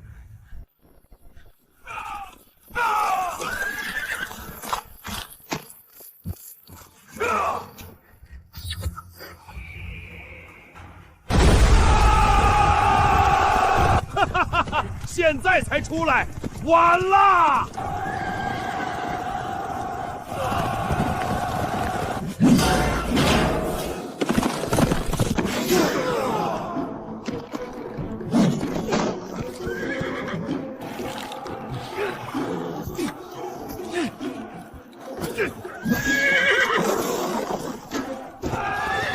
老将军，您快走，这里有我们。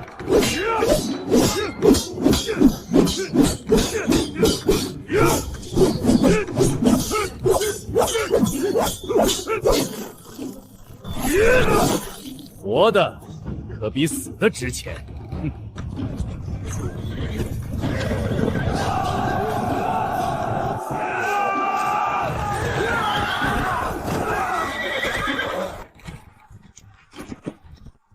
放箭！快放箭！武卫关破了，他们是从哪儿上去的？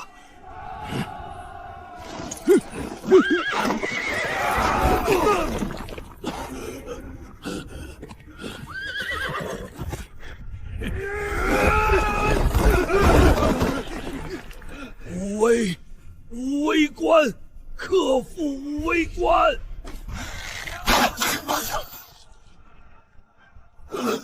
将军，这扇子开吧！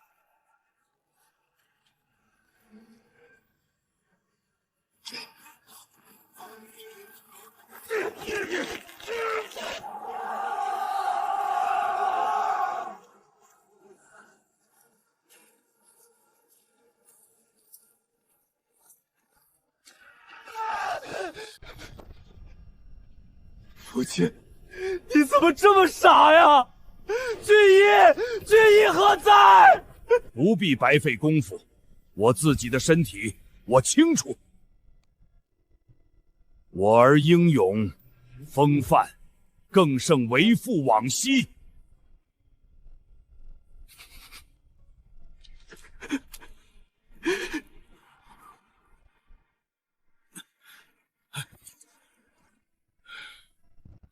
我大臣绝不会被你们这些异族统治，以前不会，以后也不会。事所以不成者，乃欲以生擒之。拉下去，斩首，祭奠我无数位将士。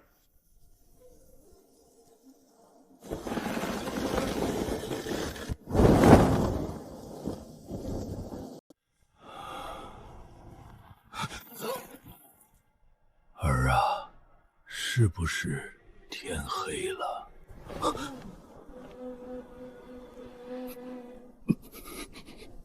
是的，父亲，天色好像突然暗下来了。那你要当心，匈奴契丹会趁夜反攻，这武威关丢不得，也不能丢。你答应我，关在，人在，关亡，人亡。父亲放心，孩儿答应您，关在人在，关亡人亡。军中可无父子，你既然答应了，就当你立下了军令状。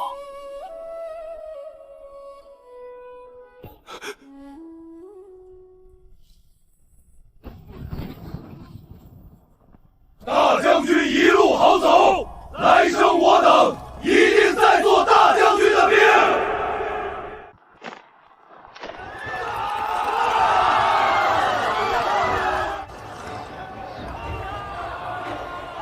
听说了吗？林威武未遵圣令，私自调军，收复了关，也是形同谋反。林家的葬礼，你可千万别去，免得沾上关系。打了胜仗还要被处置，天底下哪有这样的道理？蠢货，这是京城，到处是严嵩的耳目，你想给少将军招祸吗？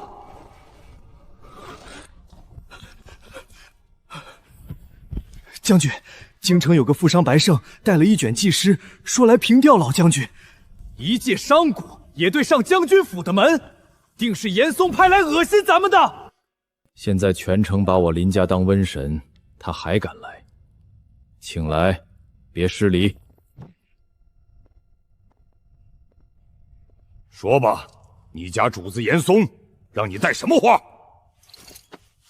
我是替我家主人来平调林老将军的。我家主人并非严嵩。哼，你家主人不亲自来，派你个贼眉鼠眼的，想来也是鼠辈。这位将军如今还健在，想来在武威关上是贪生怕死，躲在最后，才幸免于难的吧？住手！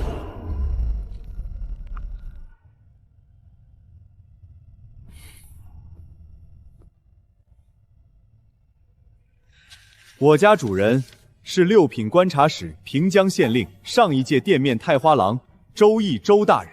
大人对林老将军神交已久，恨不能亲至，特遣我送来这副祭诗。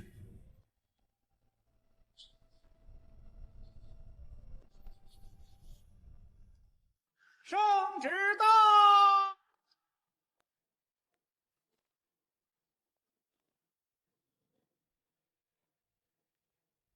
林振远接旨。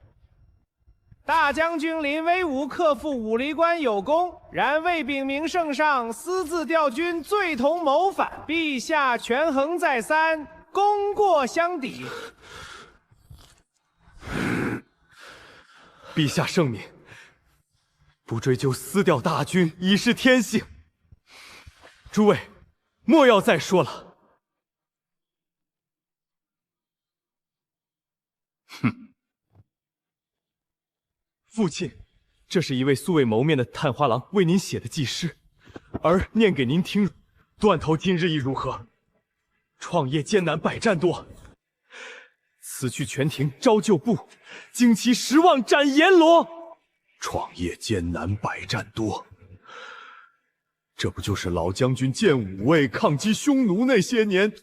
此去全庭招旧部，旌旗10万斩阎罗。老将军到了地底下，也要召集旧部，接着杀。后死诸兄多努力，捷报飞来当之前。一个素未谋面的人，竟能把父亲看得这么透，知己难求啊！白先生，你家这位周大人到底是个什么样的人？我家老爷曾带50名勇士荡平黑风寨，活戳谢宝庆谢耳朵。谢宝庆，那本是咱们威武卫的逃兵，我们早就想剿张彪，拦着一直不让。我家老爷还招安了拥众数千的厉飞羽，亲笔写下《山坡羊》，平凉县送王浩归京。能文能武，英雄向来惺惺相惜。这位周大人，我林振远神交了。守孝一满，我定要亲赴平阳县，谢他这一首祭诗。大旱3年，颗粒无收，这静安城也待不下去了。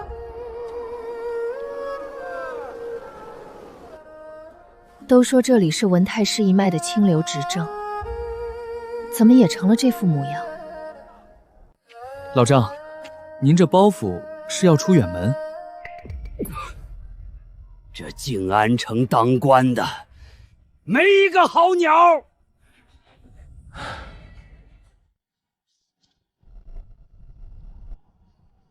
清流，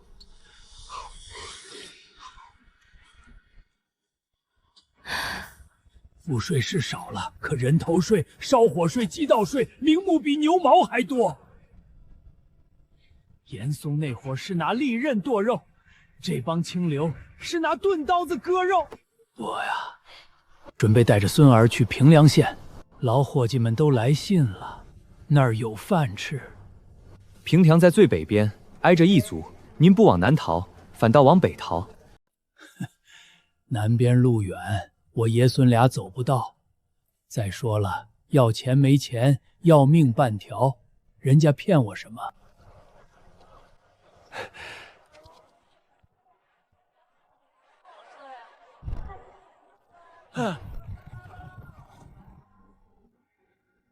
这就是我为能扶陈国于既倒的清流。夫君，你只是看到了一个败类。以小及大，清流尚且如此，这陈国烂透了。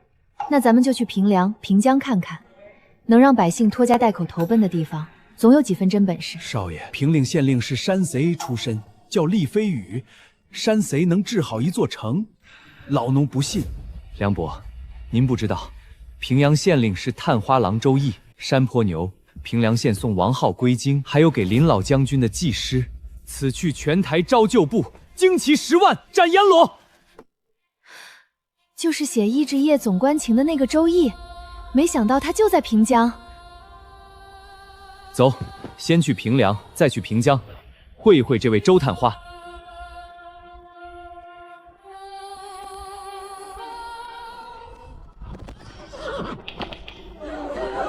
你们千万别去平凉县，那里的县令是土匪出身，是要把你们骗去，卖给契丹匈奴当奴隶的。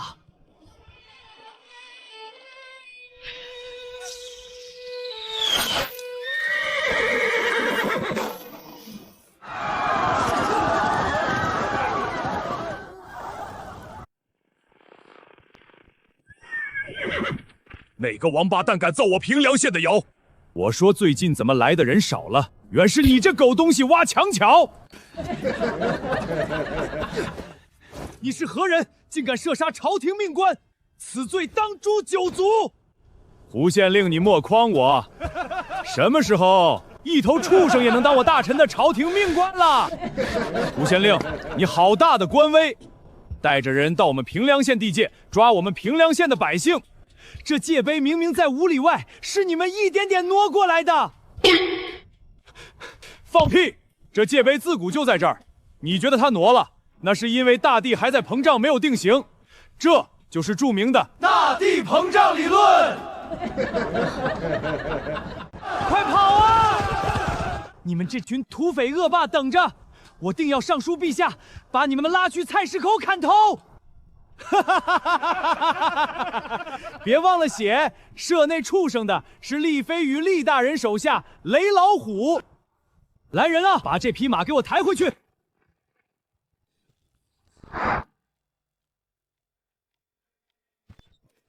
胡县令，你们竟敢唆使他人盗哨杀我平凉县的战马，超过4人就是群盗。按陈理拘捕群盗欲抗捕，就地格杀。准备。我们走。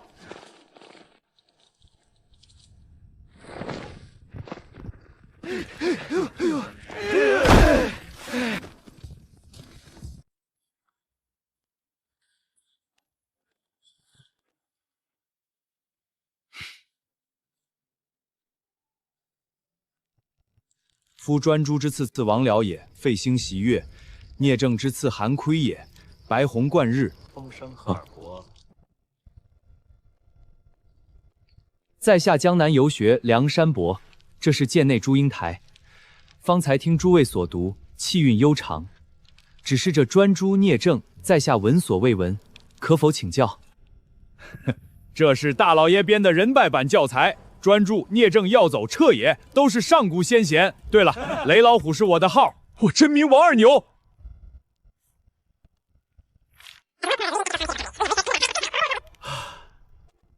好一个服侍2人，流血无步，天下骄肃。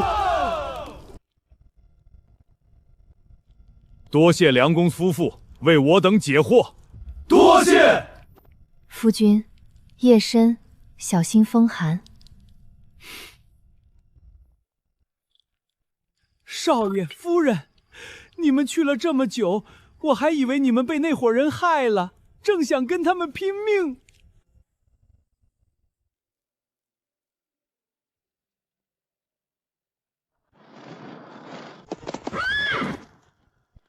完了，真叫那糊涂县令说中了，他们要把咱们卖给契丹人。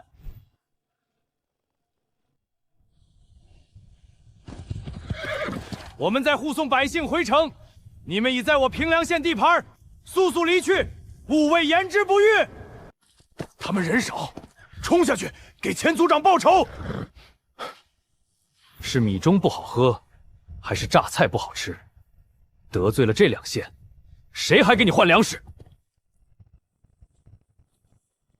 汉胡族长，别忘了你前任族长怎么死的。你们吃的粮食是从哪儿来的？要找不痛快，我平凉县奉陪到底。我们是来追野马的，误入贵地。马进了平凉县的地界，就是平凉县的，要么打，要么滚，你选一条。汉护，你在等什么？把尸体给平凉县送去，就说提供假消息的人已经处理了。你去平江县深道学了契丹话，还听了《孙子整兵法》36计。大老爷说了，一人进步不算进步，要全军一起学。让我回来教大家。我上次选拔就差1分，下半年还有一次，你一定行。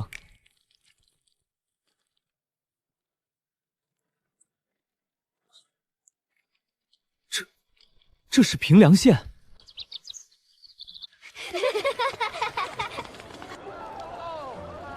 冰糖葫芦、阳春面，新鲜的羊肉串，不好吃要钱。兄台，这都快入夜了，怎么人反而多了？城里没有宵禁，亥时末才宵禁。大老爷说了，这叫激活夜间经济，引领消费升级。晚上出来逛逛街，吃吃宵夜，日子不知道多美。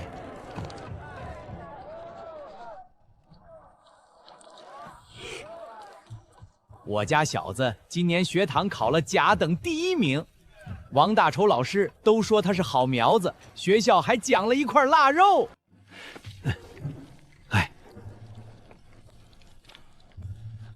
老哥，学校还给学生发腊肉，这不是本末倒置吗？学生如何尊师重道？公子是新来的吧？咱们平凉县实行9年义务教育，满6岁的娃娃都得上学，不收分文，中午还管1顿饭。寒门求学，数书都难凑，这里居然免费。大老爷说了，再难不能误学业。官府哪儿的？哪来这么多钱粮？想来税收不低吧？错了，咱们农户是象地衰征，按实际收成交税，收成好多交，收成不好少交，甚至不交。做生意的12税1，再没别的税了。象地衰征，现在来我们平凉平江的百姓，都实现了2不愁3保障：不愁吃，不愁穿，保障义务教育、基本医疗、住房安全。客官是今天才来的吧？还没去银行换纸币吧？带着银子多不方便，去工农华建4大银行换成纸币，1文换1分，10文换角，100文换1元。这顿算我请的。工农华建，我在雍州见过，原来是4大银行之一。纸币取代金银那天，发币的人就握住了政治、经济、思想统一的利剑。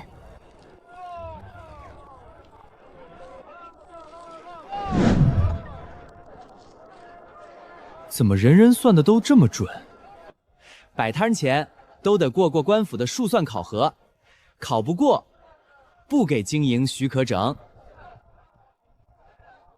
看看我当初数算考了85分，摊贩里最高，鸡兔同团、蜗牛爬井，这些题我都会。现在城里6、7岁的娃娃，99成表都倒背如流。在下江南梁山伯，求见厉县令。厉县令去平江县交流学习去了。大人，我把严相给您的好东西牵来了，比拓跋志换来的最好的马还要雄壮。严相对您这义子可舍得下血本。2年前中秋，我让白胜给严嵩送了一盒扁豆馅月饼。回来，打开看看。父亲，16个金月饼，纯金实鲜。厉飞宇那小子在鸟不拉屎的地方也能贪这么多。厉飞宇字凤仙，吃百家饭长大，读过2年半的书，使得一手方天画戟，威震平凉、平江。愿拜我为义父，做马前卒，永生永世为大陈国保哈行。中秋团圆，还有人上赶着认爹，他这扁豆馅月饼有心了。这俩傻帽真好忽悠，冠谦都看不出来。拓跋烈，他刚换完粮食武器，这时候来做什么？请他过来。好久不见啊，我的朋友。好俊的大摇马，朋友，你买这马花了不少钱吧？大阪，那是什么地方？产马的国家在哪儿？我也不知道，我只知道，匈奴人常和大云国做生意。你手上这匹，在匈奴王庭的贵族里，也是顶尖的。朋友，确实出大事了。1个月前，乌盘打败了他叔叔木塔王，登上了大单于的汗位。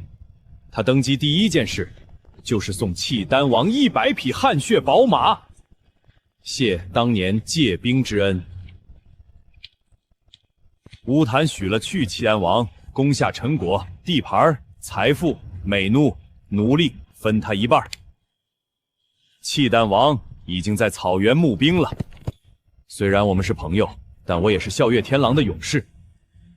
真在战场上遇见，我会给你一个体面的死法。拓跋烈，谢你的实诚。我劝你开战了，离平阳、平江这2座城远一点。你不信，我能给你个体面。你们凭什么觉得能赢？武力关在我们手里，一夫当关，万夫莫开。坚壁清铁，城外1粒米1根柴都不留。军械铺连夜赶造至箭石滚石，越多越好。大人，这是怎么了？怎么跟如临大敌一样？不是如临大敌，武为关要守不住了。大人怎么知道？咱们要不要通知威武卫增兵？说了也没用，这关必破无疑。难道威武卫里有内鬼？职位还不低？莫非是言？钱勇，回平凉部住址。我交代完平江，就去平凉坐镇。是。我走之后，平江留一个锦囊，真到危急时刻打开依计行事。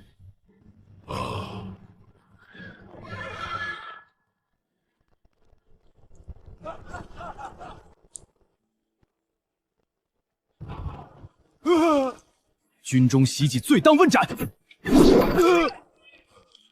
林将军，武威关是重地，你怎么能擅离职守？我关上只剩3天粮，崔良的兄弟还被你们打了。怎么回事？不是让你送粮吗？军中没粮了呀！平棱县的周毅不遵调遣，至今没把粮送来。没粮守关，倒有钱寻欢作乐。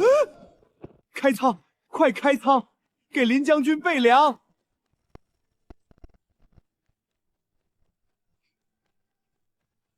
没粮，少将军，武威关没了！契丹人穿着咱们的衣服押粮进关，和外面的匈奴人里应外合，3000弟兄全殉国了。几千具尸体，换泼天大功。开城门，全军出击！张彪，城高墙厚，坚守才是活路。败军之将，安敢言勇？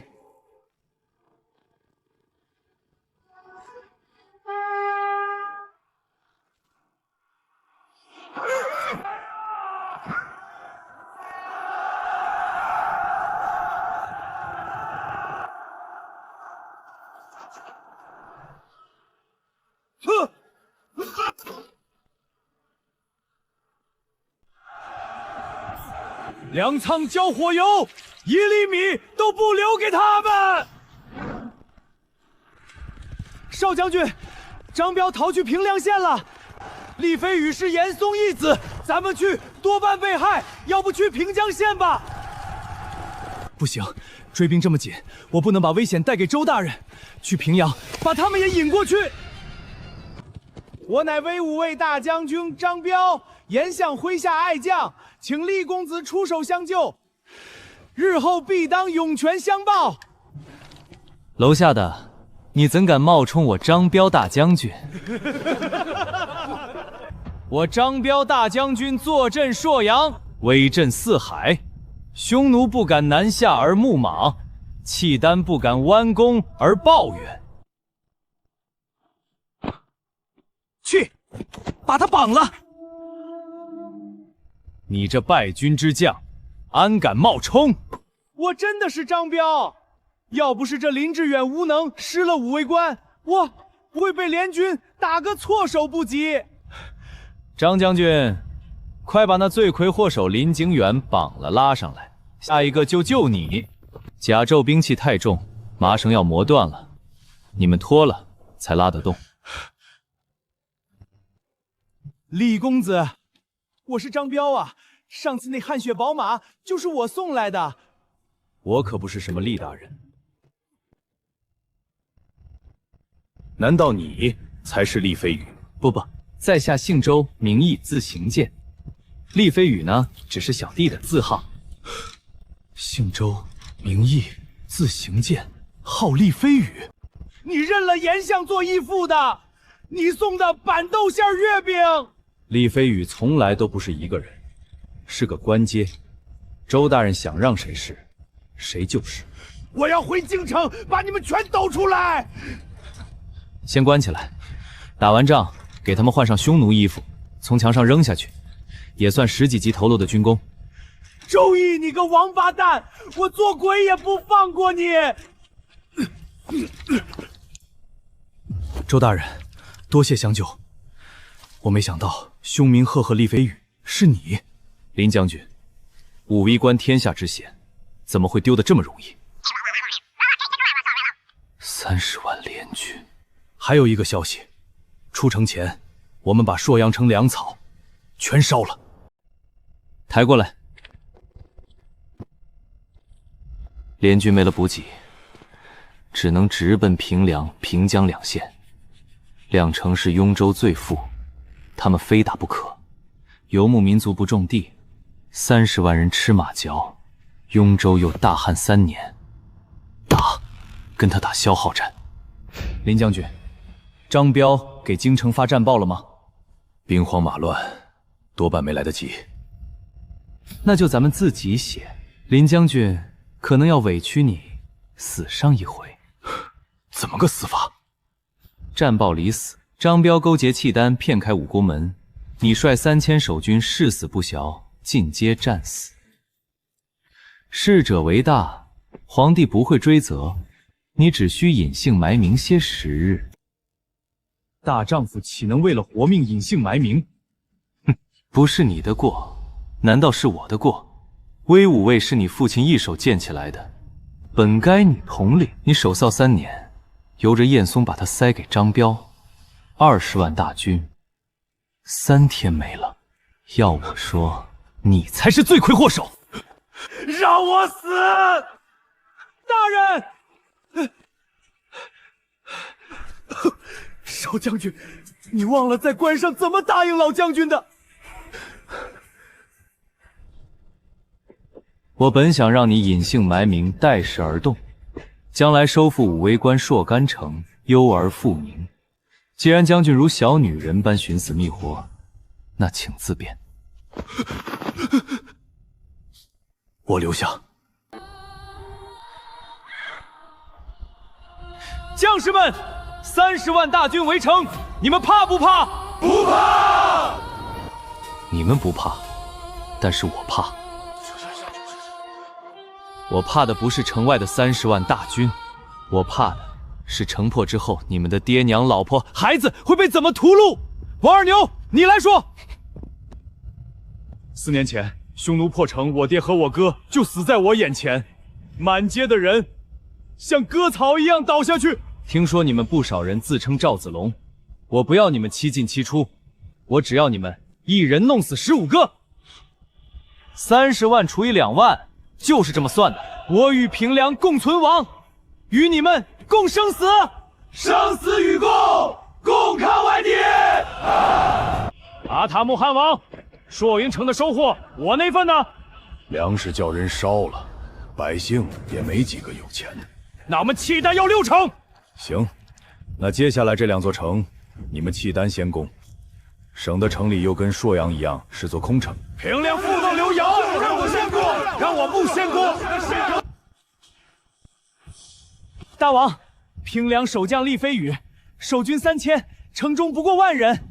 哼，5000人，给我猛攻！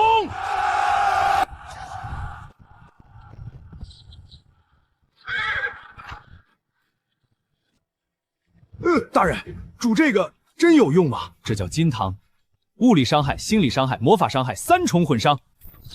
弓弩放缓，放他们靠近。剑齿耗光了，破城易如反掌。下雨了？这雨怎么又烫又臭啊！一勺一勺浇到什么时候？把瓢扔了，一人一缸给我泼。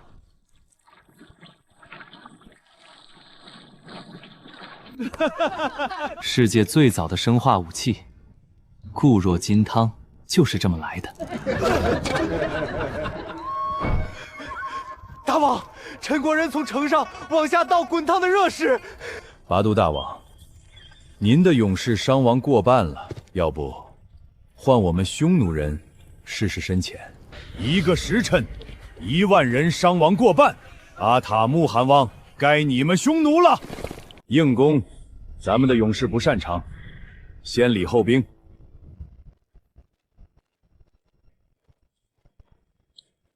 明日你混在招降队里，城上的指挥官要是不降，你就一箭射杀他。指挥官一死，满城群龙无首，这城不攻自破。只要他敢露头，城上的听着，我家阿塔木汗王有好生之德，献城投降，保举你家大老爷高官厚禄，金银牛羊美女应有用，满城百姓一个不伤。大老爷怎么回他们？弟兄们，告诉他们，咱们平凉的规矩：犯我平凉者，虽远必诛；犯我平凉者，虽远必诛；犯我平凉者，虽远必诛。拿喇叭的就是指挥官。大老爷中箭了，快来军医啊！什么狗屁的犯我平凉，虽远必诛！你没能诛杀我，反倒被我长生天的勇士给射杀了。箭都射穿铁甲了，怎么会？亏得里面还套了件指甲，就这一下，撞得我差点岔过气去。唐宣宗年间，河中节度徐商发明了指甲，新唐诗写的明白，壁纸为楷，尽是不能透。我用 A4 纸扎的这件，比书里的还厚实。是真能挡箭。那副铁甲还是当年从谢宝庆手里缴获的，今天光靠它，我这条命就交代了。告诉弟兄们，本官无碍，但是都给我把攻势放缓，箭射得乱一些，脸上给我装出哀痛的样子，让城外的蛮子以为我死了。等他们下一波人马全进了攻击范围，再狠狠招呼。你自己也小心，他们是靠支喇叭认指挥官的，你身上别带任何显眼的标志。妈的，刚才是哪个王八蛋射老子？大人，我看到了，就是那个拿着宝雕弓的匈奴人。全军听令，谁要是弄死了那个匈奴人，大老爷重重有赏。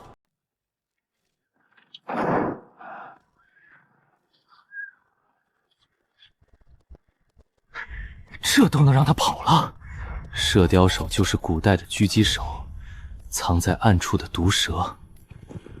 留着他一天，城上的指挥官睡觉都得睁着一只眼。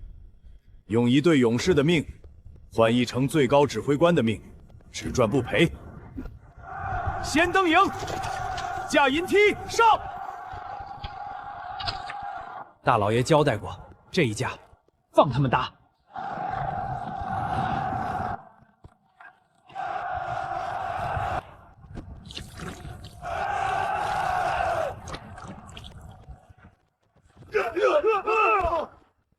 油，梯子上全是油。射杀，别让他乱了军心。鸣金收兵。金堂滚油指甲，装死。阿塔木，咱们的账慢慢算。今日守军这么猛，是首领死了，哀兵并盛，熬过这阵儿，他们的劲头就垮了。围着，困也困死他们。两位大人，40万大人群，人吃马转，耗不起呀！今日三面攻城，东边、西边防御最强，唯独南漠最弱。咱们在南边死伤也最少。这平凉县人手不足，南门的守备比东西两边弱。胡混大族长说的对，明日优势兵力猛攻东西二门佯攻，抽1万百战精兵，直取南门。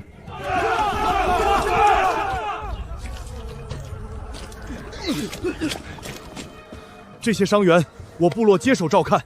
我部落小，也愿出力。霍巴烈，伤兵营归你。汉胡，你也去，都退下吧。娘亲，娘亲，那位将军醒来了。林将军可醒了？你睡了1天1夜，这羊肉是周大人特意派人送来的，俺可没克扣半点儿。多谢嫂子，我那些威武卫的弟兄现在何处？都安置在这条街上，邻里帮着照看呢。你可是最早醒的一个，你们慢慢吃，俺去给将士们做饭去了。石头，留下好好照看林将军。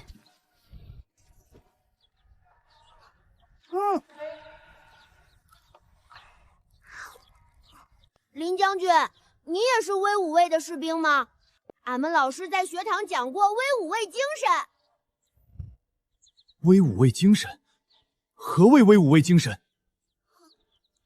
林老将军率领数千威武卫，不怕流血牺牲，勇夺武卫官，哪怕生死也毫不惧怕。这就是威武卫精神，也是夺官精神。3年了，平凉县还有人记得我父亲夺官的事，还把它总结成一种精神，交给娃娃。林将军，先生说了，男子汉大丈夫流血不流泪，大英雄可不能哭哦。威武卫没亡，只要威武卫精神在，威武卫就没有亡。行健老弟，你怎么就不在了？造化弄人，都是林某的错，不该把联军引到平凉来，是我害了你啊！小伙子，没事干就跟我去挑大粪，别在这儿咒咱县令大老爷。老张，周县令没死，那城上为何挂满明州？匈奴狗贼派人招降，咱大老爷不降，他们就派射雕手放冷箭。可咱大老爷吉人自有天相，一点伤都没有。方才我挑粪上城，还瞧见他在巡查伤员呢。挂这些白帆，是让城外的蛮子麻痹大意。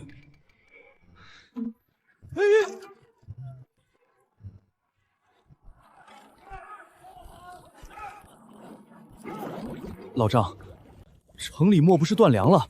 怎么煮这个？你都知道是粪了，还能让人吃？这是守京用的，煮开浇下去，烫的那帮狗贼皮开肉绽，臭的他们找不着北。刘老头，快点儿！今天最后一桶了，全城的粪坑都掏干净了。人粪没了，牛粪、羊粪、鸡粪、狗粪也行啊，反正都是对付城外那帮狗贼。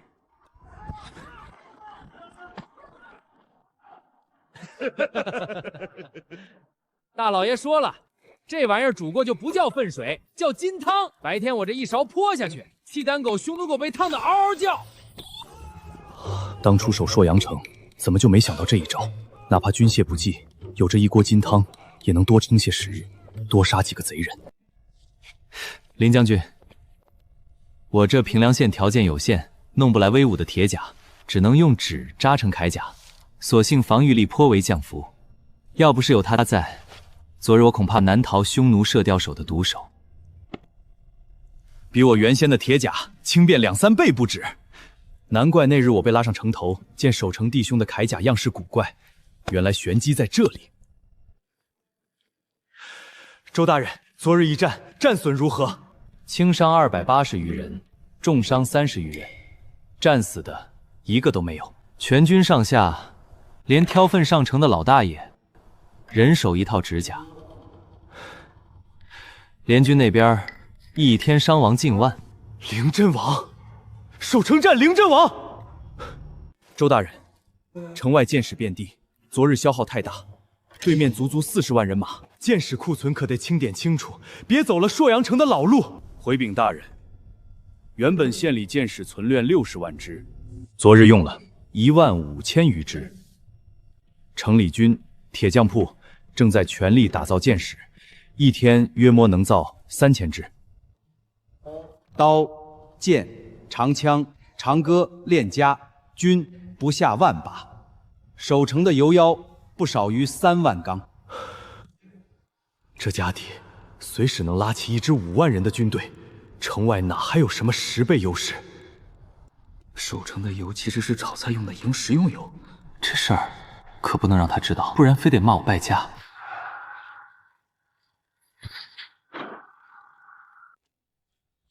周大人，南门人少，攻的却最凶，那都是百战之士，像一把尖刀。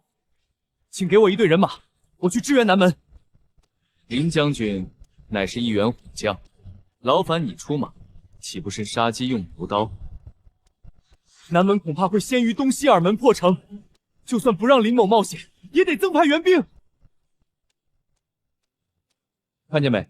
南辰弟兄手里拿的是我新发明的武器链枷，仿照农民打鼓的农天做的。南门的弟兄多是农民出身，甩这玩意儿一天都不带累的。瞧见没？这么高摔下去，不死也得残废。我说的是城门。工程锥在南门底下已经响了1个多时辰了，我不是昨日大胜了一仗，骄傲自满了。城门破了！城门破了！城破了，他们高兴什么？难道这军里混进了匈奴的奸细？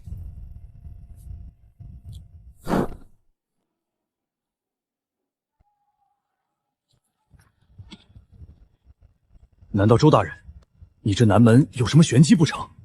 钱勇，传我命令，独立团即日起由林将军统领。是，玄机是有一点点。林将军不是要支援南门吗？这支精锐独立团交给你，待会儿你就知道玄机了。末将领命。居然是瓮城！朔阳城都没有瓮城。这玩意儿费时费力费钱，陈国只有帝都汉阳城和几个大城才有。父亲当年上书请见瓮城，都被严嵩一党驳了回来。上当了，是陷阱！城里的人想出去，城外的人想进来。放！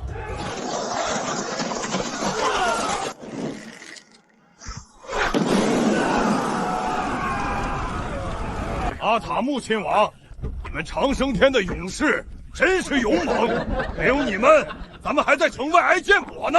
哪里，我方才远远望见城破后最先冲进去的，好像是你们曾丈天的勇士啊！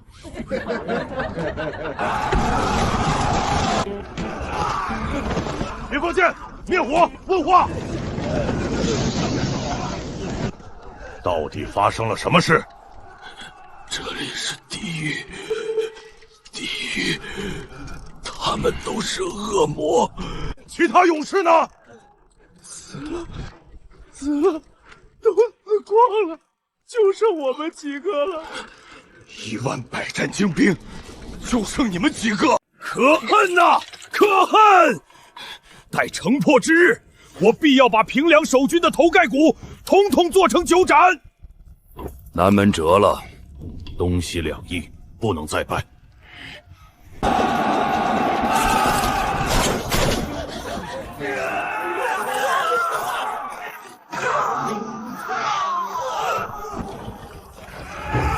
2天，40万大军折了3万多，马背上长大的民族打攻城战，就像老虎咬刺猬，无从下口。前线急报，匈奴契丹联合来犯，武威关失守，守将林志远同关上3000威武卫阵亡殉国。前线800里加急，匈奴契丹30万大军破关后直取朔安城，守将张彪守城3日不敌，率众投降。现联军40万围问平阳县，平阳县令厉飞宇率3000守军与全城百姓死战不许。说好了直取武威关，怎么连朔阳城都打了？张彪还降了，他是我保举的，这是要让我背失察之罪。诸退下吧。诸位臣公，契丹匈奴大举来犯，可有何良策？微臣斗胆，请陛下治宰相严嵩举荐失察之责。张彪统20万威武卫，失关丢城，还投降敌国，有伤国威。朕问的是怎么退敌。微臣举荐失察，万死难辞。但当务之急是如何应对匈奴契丹来犯。接着说，陛下，他们占了武威关10多年，也不曾大举来犯，不过是想安稳牧马放羊。此番来犯，无非是失了草场。以微臣拙见，可将雍州之地割让给他们，量陈国之物力，解与国之欢心。陛下，不可！割地求和，我陈国开国以来未曾有过。当尽起青州、幽州、秉州3地之兵，驰援雍州。反正我陈国地大土薄，少一个雍州也无伤大雅。那地税收也收不上几个钱来。严丞相，你看派谁出使匈奴，劝他们收兵为好。张彪是我的人，让周易出使，张彪自会会意，借匈奴的刀杀了这不长眼的东西。陛下，平江县令周易3年前就为陛下劝降厉飞宇这等坚贞爱国之才，此番不妨仍由周县令为使出访，以结契丹匈奴与我大臣3家之安定。准了，让魏忠贤带着圣旨去，命周易即刻出使。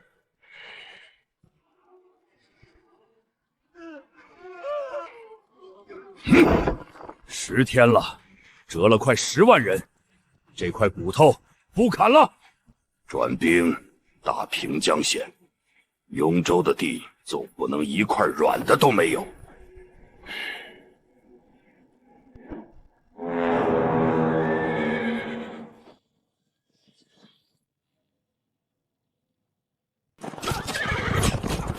严嵩狗贼，咱家要是能活着回京，定与你势不两立。魏大人，前面有50余骑朝咱们杀过来了，我命休矣！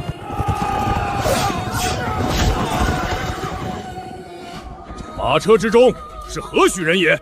几位英雄，咱家是皇上派来的特使，本要去平江县给周县令传旨，却不想平江县被围，护卫都撤了。多谢英雄救命，日后定当重报。我们乃平凉县守军，我叫王二牛，周大人如今就在平凉县。前些天我们刚打退联军，正执行侦察任务。既是皇上特使，我派10名弟兄护送你。那就多谢将军了。撤！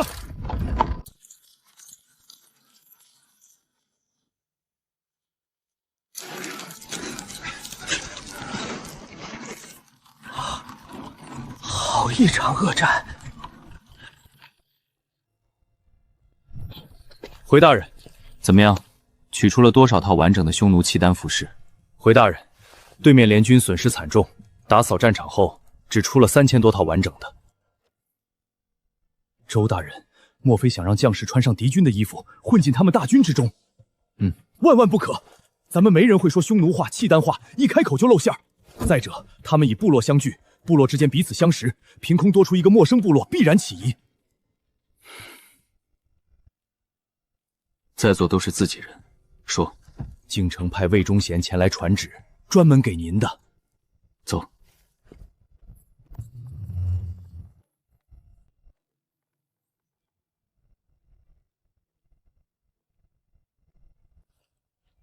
甲胄在身，不便行礼。魏公公，直接宣旨吧。奉天承运皇帝诏曰：匈奴契丹犯境，朕念苍生之苦，特将雍州之地自予两邦，量陈国之物力，结与国之欢心。着平江县令周易为使臣，即刻出使要和，钦此。周大人，这是使臣结账，请接旨吧。割地赔款，丧权辱国，这样的条约要签，让严嵩那狗东西自己去签。我泱泱陈国之地，寸土不可让于人。将在外，君命有所不受。这个圣旨，恕周密无法接旨。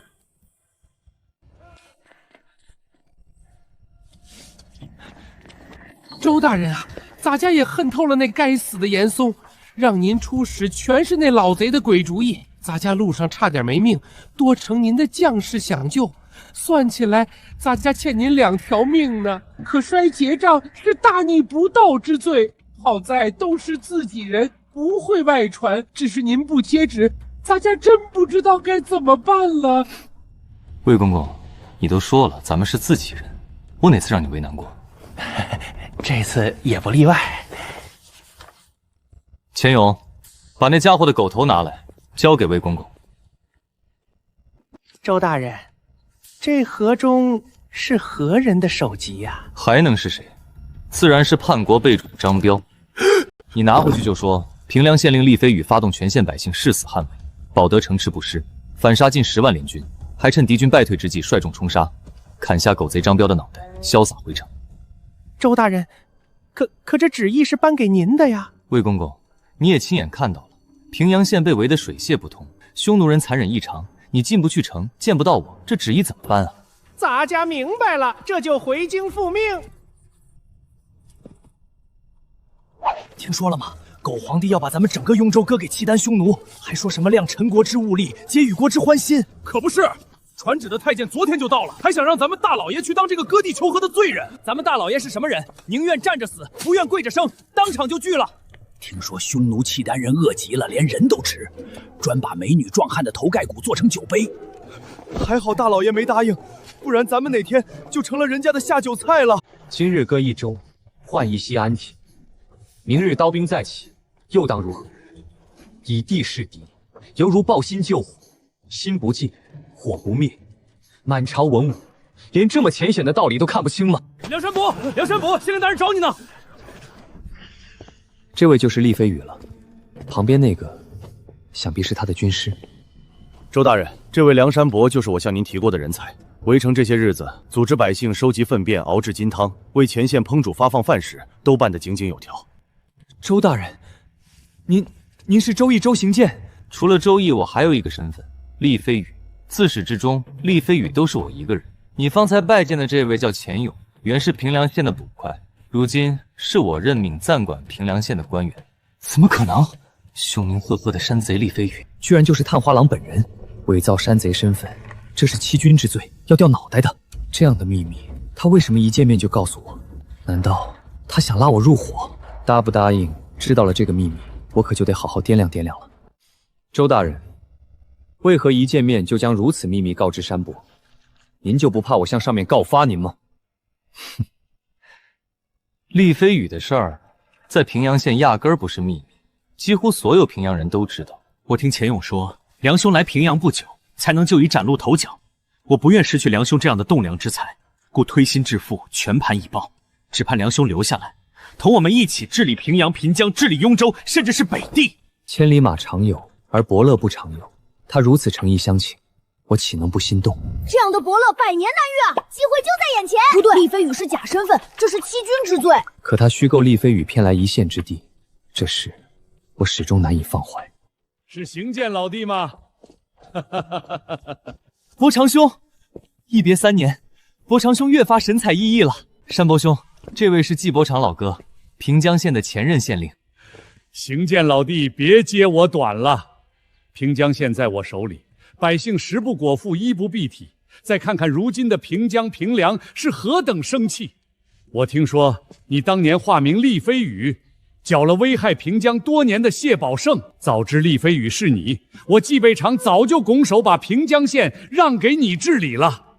连平山县的前任县令都心服口服，看来这厉飞羽没做过什么伤天害理的事。伯长兄，平如今人才短缺，我也想请你再出山，协助钱大人共理县务。陈立就列，不能折指。钱大人的本事我看在眼里，季某远远不如。我这人还是适合在平阳的学院里当个人民教师。学堂还有事儿，改日你到寒舍一聚，咱们促膝长谈。改日定当登门拜访。周大人，山伯尚未考取功名，围城时不过是帮了些小忙，你缘何敢用我？九州生气恃风雷，万马齐喑究可哀。我劝天公重抖擞，不拘一格降人才。万马齐喑，朝野渐生，说的不就是如今的成果？可是他伪造厉飞羽身份，这可是掉脑袋的大罪啊！不，他是在用自己的身份替百姓挡风雷。他假扮厉飞羽，就是要做那激荡的风雷，一个不拘一格，道尽他独撑2县的疲惫。我知山伯你不仅是人才，更是英雄。夫英雄者，胸怀大志，富有良谋，有包藏宇宙之机，济救万民之志者也。像山伯这等人杰，断不会看着我平凉、平江2县遭匈奴契丹招献之后撒手离去吧？择木之前得其良木，择主之臣得遇明主。从今往后，梁某之命即是周大人之命，梁某之躯即为周大人之躯，但凭驱使，绝无二心。山伯啊！钱大人之子如今困在平江县，他思子心切，无心政务。这段时间，平凉县就有劳你了啊！报！平江县急报！匈奴契丹联军为平江县4面进攻多日，折了5、6万人马。如今他们收了3面，只攻东门一侧，攻势比先前更猛。平江县已有破城之危。大人啊，你可要想办法救救平江县，救救我家小浩啊！我家小浩他此刻就在平江县中啊！大人啊，你可要想办法救救平江县，救救我家小浩啊！我家小浩，他此刻就在平江县中啊！钱大人莫急，容我细细问来军情。你方才说联军不再分兵三面围攻，而是汇聚大军专攻东门一面，确有此事？千真万确。钱大人，此番平江县有救了。传令，全县官员军将县衙集合，本官有紧急作战任务宣布。平阳满打满算2万人，直接冲进契丹大军，无异于羊入虎口。林将军，大老爷有令，县衙紧急集合。将军，他周易官阶还没您高，凭什么对您传唤来传唤去的？你在这儿犯什么浑？要不是周大人救了我等，咱们还能在这儿喘气吗？还有机会杀匈奴契丹，给威武队的弟兄们报仇吗？军情紧急，速去县衙。诸位，刚收到情报，联军由三面围攻改为猛攻东门一路，咱们的机会来了。林志远，听令。林正远在。令你率平凉精兵1万驰援平江县，待平江县城门破后，相机进攻匈奴、契丹主力。驰援平江，怎么成了破城之后直击主力？20多万敌军，1万精兵去冲，摆明是送死。可周易不是拿人命开玩笑的人。末将领命。周大人，你令我家将军率1万人去冲杀数十万大军，那你又将作何？你问本官干嘛？本官自然是去取武陵关了。你们怎么丢的武陵关，本官就怎么收回来。邓群听命，点5000精兵，随本官收复武威关。得令。王二牛率剩余5000将士附驻钱永梁山泊，守好平凉县。得令。周大人，林某御下不严，邓破毒顶撞之罪，请算在林某头上。林将军，看在你的面子上，念他首犯，这次不计较。军人首要职责便是服从命令、听指挥。我周易从不拿手下士兵的性命开玩笑。吴老六听令，任命你为政委，管理全军军纪，随林将军一同驰援平江县。想当年我在威武卫当百夫长，在林将军面前就是个小兵，如今我居然成了他的政委，还请林将军多多指教。还请吴政委鼓励支持。军令已下，即刻点兵出发。是。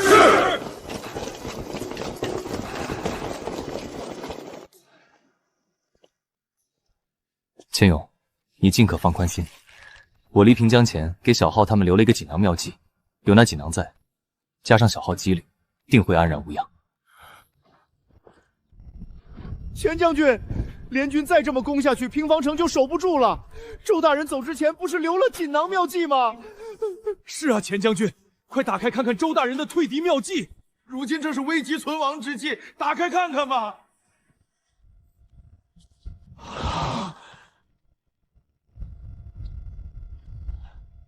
妙计，妙计呀！没想到周大人居然还能想出这样的操作。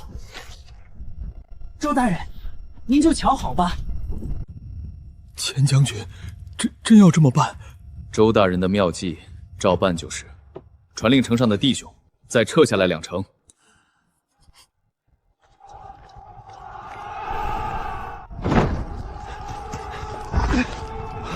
大王，平江守军越来越少，城上的箭矢、油料、鬼石、油木也难以为继。照这么强攻，今夜便能破城。你先退下吧。是。折了10多万人，总算要拨开云雾见青天了。报，5里外发现平阳县来的援军，看队列约莫1万人，骑兵只有3000。1万援军来送死的吧？他们龟缩在平평城里，咱们还真没办法，偏偏要跑出来驰援。用陈国人的话讲，这叫奇差一招。那1万人来了几个时辰，始终和咱们保持5里距离，不会有诈吧？鸡蛋耍什么阴谋，也撞不碎石头。既然他们想在一旁看戏，传令，巴图朵、古尔丹2部加入攻城，洪吉利、乌良哈2部也一起上，让他们睁大眼睛看着平江县的百姓是怎么被屠戮的？军令说，待城门破后，相机进攻主力，援军不进平阳城，反而猫在敌军眼皮底下。万一他们掉头先吃掉我这1万人，周大人，你这一步我看不懂。吴老六，你跟随周大人多年，这道破城后齐进攻的军令，林某久久不能体味，可否为我解惑？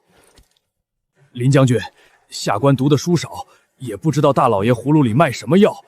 不过大老爷既然说了，那准没错，咱们静静等着便是。等待，等待，我看是等来了匈奴契丹的大军。若不是此刻在军阵之前，像你这狗东西，我一个打10个。邓破奴，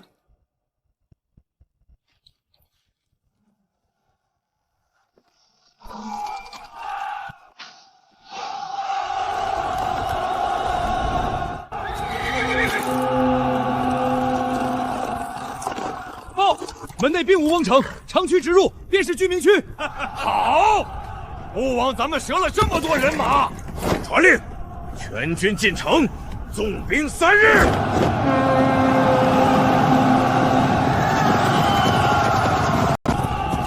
族人们都去抢头功了，咱们折了5、6万人不假，可这一仗顺得邪乎。周易啊周易，你在平江留了后手，对不对？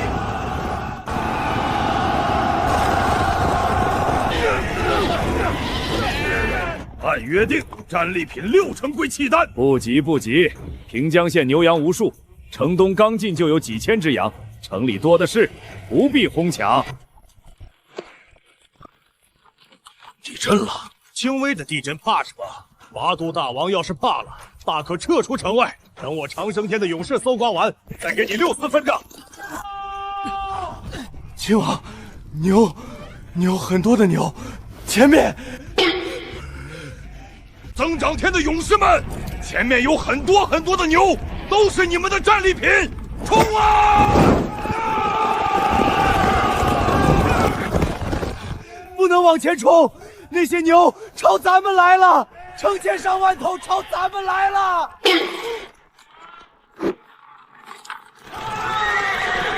牛！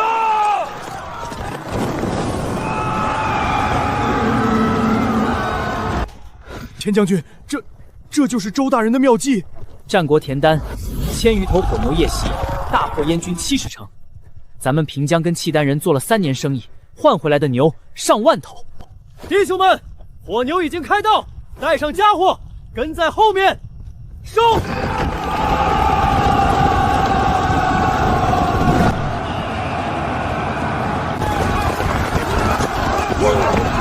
快！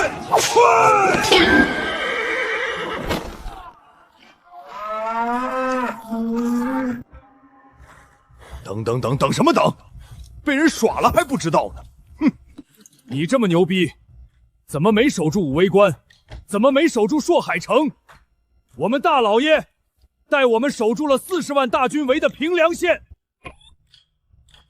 耍嘴皮子有什么用？有本事真刀真枪干一架，老子让你一只手！你以为老子怕你？你敢诋毁我们县令大老爷，老子早想揍你狗日的了！让吴老六治一治他这张碎嘴也好。将军，快看平江县方向，那是平江县东门的方向。林将军，快下令吧！就是大老爷说的时机。全军出击，给我冲杀匈奴契丹大军！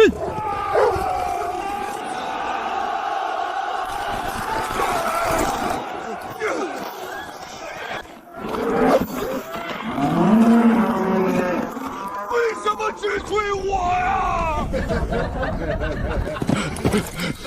我乃拔都大王，前面的契丹勇士速速前来救驾！救不救？看看学霸怎么解这道题。当初我离开平江县时，周易问过我一句话：契丹王之位，想不想取而代之？我契丹人认死理，出身定终生。可现在这位王比奴隶又高贵到哪里去？取而代之，取而代之，取而代之。大王莫慌，我魂袭部落来为你加油打气。他魂袭部落来加油打气，我摇篮氏自然也不甘落后。大王加油，要相信自己，一定能跑赢身后的火牛。姚力士，魂袭部落，你们都给我等着！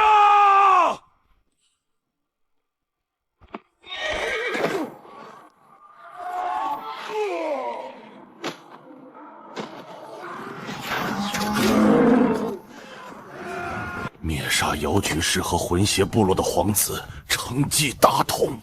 带大王回王庭。姚军士魂邪部落见死不救，此仇不共戴天。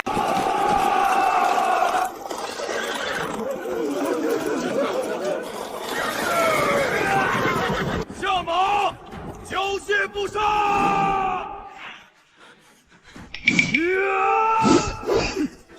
你干嘛？周大人说了，降者不杀，你这是违反纪律。这些可是契丹匈奴一族。将军，可他们是匈奴契丹，是外族啊！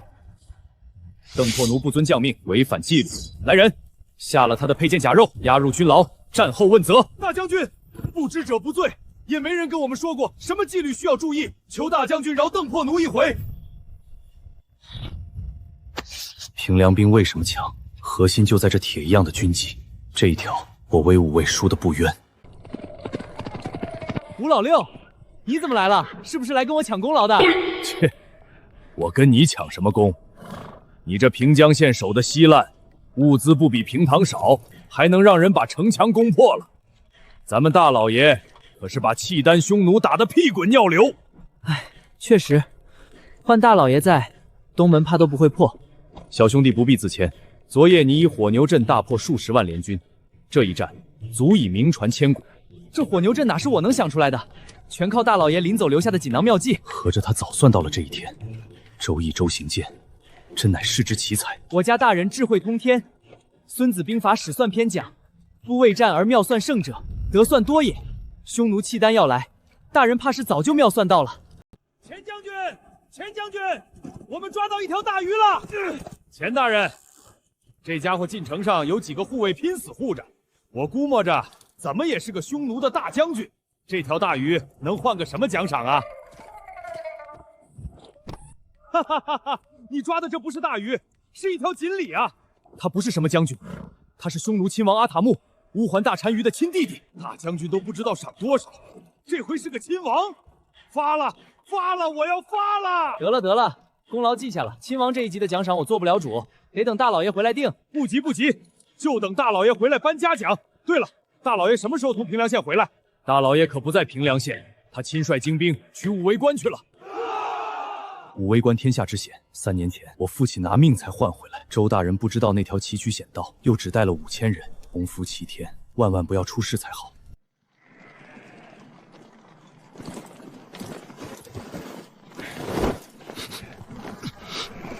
大人，要不您别去了，带着另外2000弟兄在后方坐镇吧。我意已决，不用再劝。没有我在前头领着，万一谁一紧张露了馅儿，满盘皆输。都听好了，脖子上系红绫巾的是自己人，认金不认脸。我是摇篮氏的慕容格然，你们是哪一部的人马？我们是拓跋烈族长部落的，我叫拓跋雄，奉命带3000只牛羊犒赏关上的弟兄们。开门，让拓跋部落的弟兄们进来。这位拓跋兄弟，你怎么这么像陈国人？你身上肯定有陈国人的血脉吧？虽然不是纯正的契丹人，也别难过。哈哈哈哈！至少你不是那些懦弱无用、只会躲在城墙后面的陈国人。可恨我这一身血脉不是完完全全的契丹圣族血脉，我觉得我不完整啊。拓跋兄别气馁，我看你气宇轩昂，一表人才，日后必是非凡人物。多谢慕容兄宽慰。对了，慕容兄，前线大捷，咱们联军攻克朔阳城，连平凉、平江2县也一并拿下了。上头派我带3000牛羊来犒劳弟兄，不知道够不够吃啊？够了，够了！关上总共1万人，3000头牛羊刚好够弟兄们饱餐一顿庆功宴。哎，慕容兄，你们镇守雄关辛苦，今晚就由我的弟兄们替你们值守一晚，如何？好，那今晚就辛苦拓跋兄弟和你的族人了。无妨无妨，咱们都有着同样的契丹圣族血脉。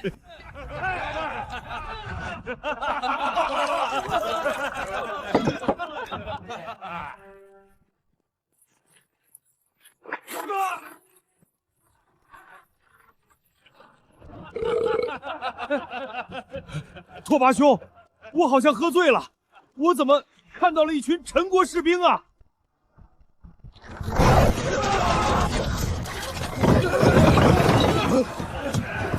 滴血！滴血！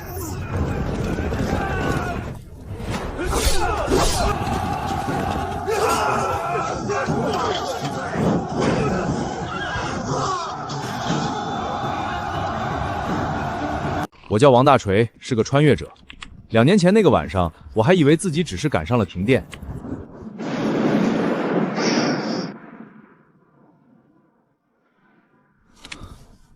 别人穿越都是王侯将相，我这开局怎么是个要饭的？苍兰县1年未曾降雨，百姓颗粒无收。朝廷虽有免税之令，可地方执行却另有变数，百姓依旧背负重担。无奈之下，只能拖家带口踏上逃乡之路。路上听难民说平凉县招人，去了能干活就有粮食吃，还喊口号，去了就是平凉人。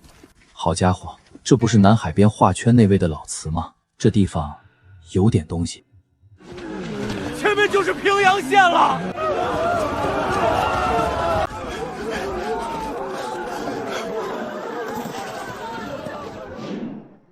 你醒了，这里有粥，慢慢喝。我们大老爷周易说了，来了就是平阳人，只要他有一口吃的，绝不饿着治下百姓。这世上怎么会有这么好的县官？这份恩情我记下了。可有什么特长？能读会写，算术还不错。去，把钱大人找来。大人，你写一下纸上的题目。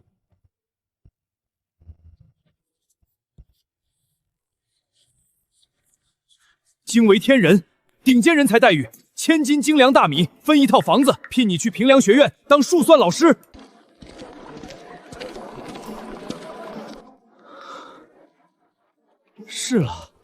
是了，肯定有哥们儿先我一步穿过来了。也就是那天，我的金手指到账了。街头暗号系统每月从我记忆里抽1句上句，谁对出下句，我随机得一项技能。对暗号的人得一个随身空间。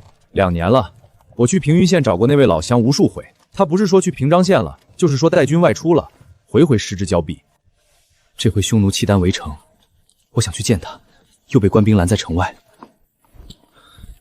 好不容易打完仗，又听说他带着5000人去夺武威关了。老乡啊，老乡，你可千万别在武威关嗝屁了，你的命可是我王大锤的。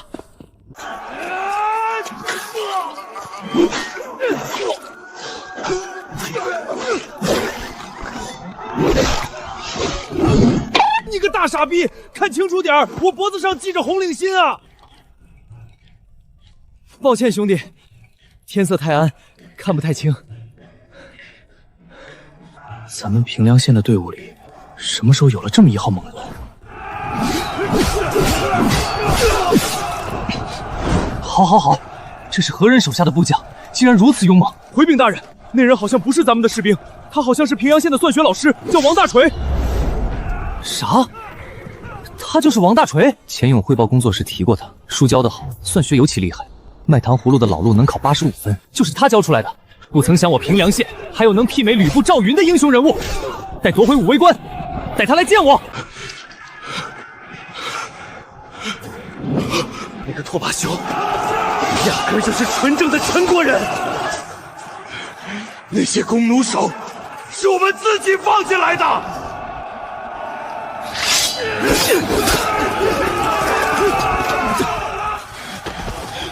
那个假冒拓跋兄的混蛋懦夫，你可敢留下真实姓名？爷爷，我行不更名，坐不改姓，当朝宰相之子，人称小宰府，外号银样蜡枪头的严宽是也。有本事就来找我报仇，爷爷接得住。严宽，大人，这一战斩杀匈奴契丹6000余人，俘虏1000余，逃了2000余，咱们受伤的弟兄400多人，战死的一个都没有。去，把那个王大锤叫来，本将军要当面夸他。大人，我刚看了一眼，那王大锤昨晚砍人砍得猛，刚才打扫战场，吐的也猛。第一次上战场，都这样。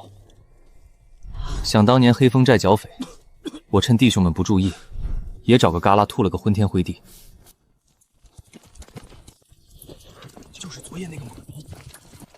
你是周易周大人？不错，我就是周易。没想到我平阳县竟有大锤你这样堪比吕布赵云的猛将。大人，可否平退左右？我有非常重要的事要单独向大人禀报。万一这刁民想害我，我可打不过他。无妨，在场的都是自己人。王大锤，有什么重要情报，大可直言。其变偶不变。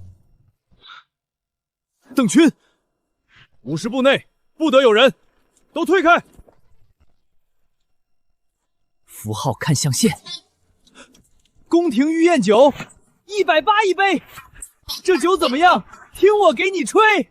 兄弟啊，亲人啊！兄弟，你什么时候传过来的？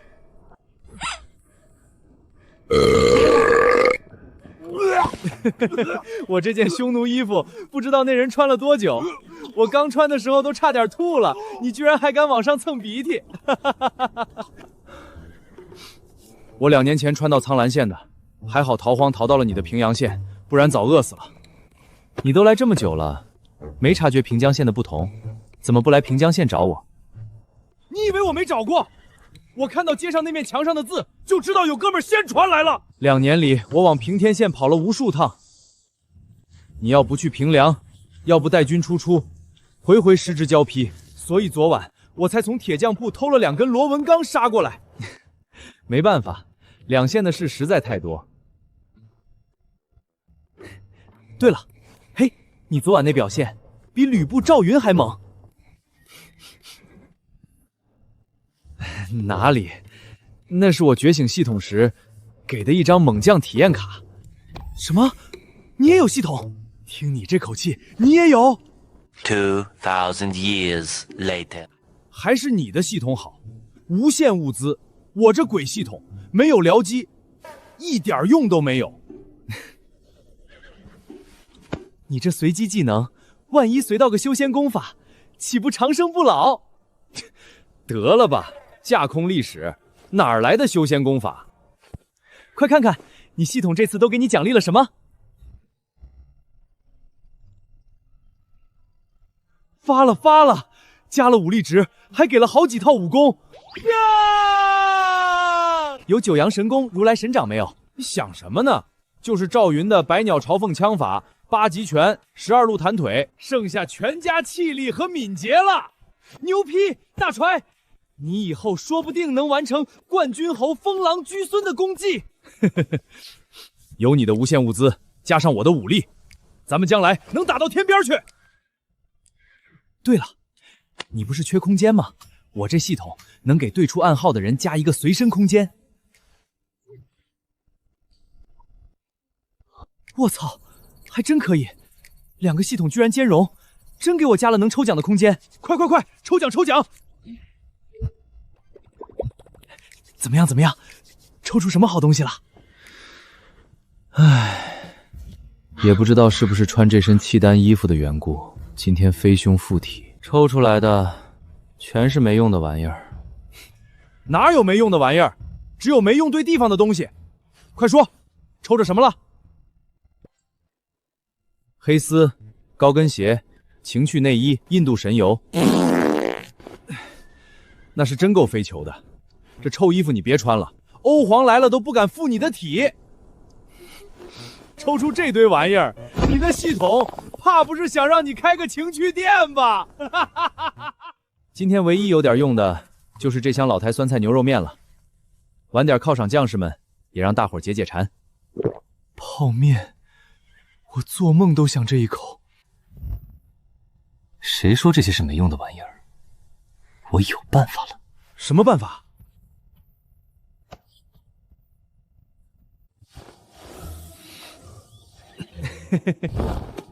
报！大老爷21岁了，还没娶妻生子，他和王大锤该不会有那种龙阳之癖吧？还好大老爷没有看上我这种类型，要不然我这小命危也。你特娘的不是有事儿要报吗？发什么呆？哦，回禀大人，我们在武威关附近抓到一个鬼鬼祟祟的可疑之人，自称西域番商，弟兄们判断不了，特来请大人定夺。上回听说西域番商还是在刘达通的日记里，那老小子从番商手里买过一颗大力丸，转头就在静安城宜春院大展雄风。大老爷笑得这么瘆人，他不会真看上我了吧？愣着干嘛？把那番商押过来，顺便给我找套干净衣服，这匈奴衣服臭死了。对呀，大老爷只是有洁癖。大人，我真的只是途经此处的商人，我叫马卡，我不知道这里在打仗，只想借道去陈国，却被您的手下当成了间谍。是间谍还是番商，本官自有判断。来人，把他随身的东西都摆出来。一哥，这玩意儿和你抽出来的那些东西，正好配成一套啊！肉葱瓤配锁阳、山茱萸、杜仲，好家伙，壮阳一条龙！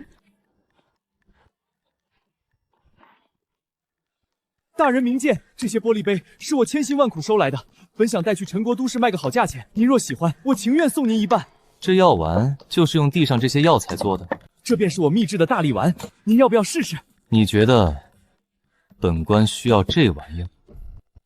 大人您不需要，我才需要，我才需要。问你就如实答，再东扯西扯，本官从你身上卸个零件下来。回大人，您猜的没错，这大力丸正是用这些药材制成的。来人，把这西域番商押回平江县，好生看管。日后我有大用。一哥，你笑得这么邪恶，是不是想到什么妙计了？这回针对的又是谁啊？还能有谁？自然是咱们那位受万人敬仰的皇帝陛下。魏忠贤不是说宫里有个受宠多年的妃子近来失了宠吗？你是想借这些东西帮他重新获得陛下关注？知我者，大锤也。再加上这大力丸，兄弟，你闻到了吗？什么东西这么香啊？有吗？没闻到啊，你是不是闻错了？不会吧，这么香你没闻到？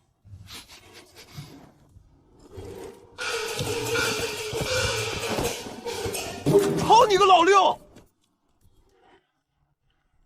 算了，晚点吃，说不定还能多吃点。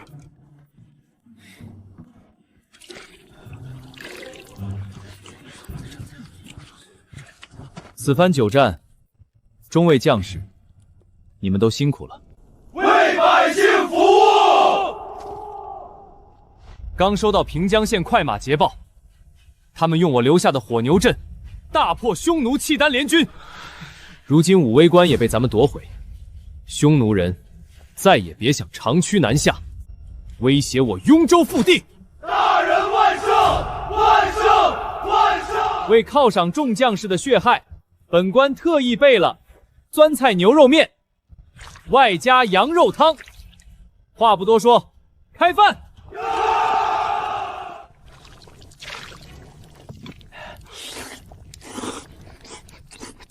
快看快看，这是不是牛肉啊？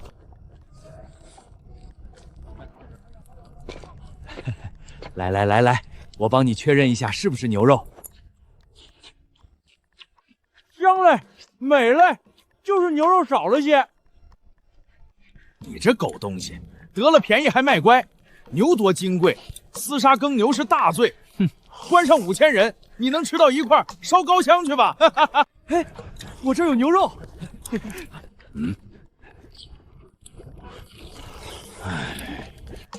这酸菜牛肉面是我这辈子吃过最好吃的东西，要不是跟着周大人，我这辈子都吃不到这样的美味。何止啊！要不是大老爷，咱们平凉县的人早都饿死了。这里是军营，吃饭就好好吃饭，哭哭啼啼的，像个娘们儿，成何体统？边上还有羊汤，都别忘了自己盛。吃完，好给弟兄们换掌。骂是骂的凶，疼也是真疼人。大老爷就这脾气。唉，要是天天都有这牛肉面吃，那该多好啊！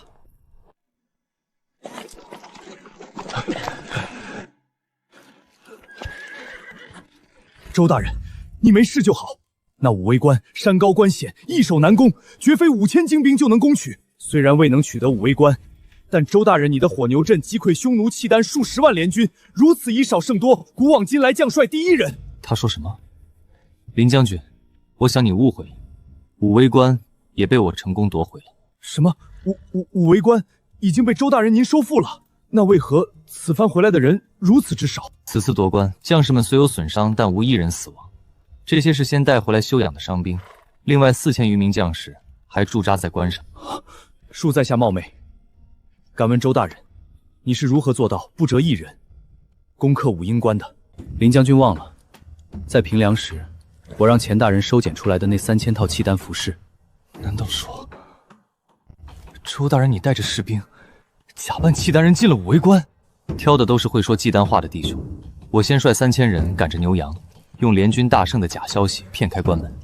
深夜他们庆功喝得烂醉，再放另外2000人入关，一并冲杀。周大人妙计齐出，兵仙在世啊！兵仙可不敢当，古往今来配得上这2个字的只有韩信。我若是等守军睡熟了再放人进关，也不会有这400多伤员了。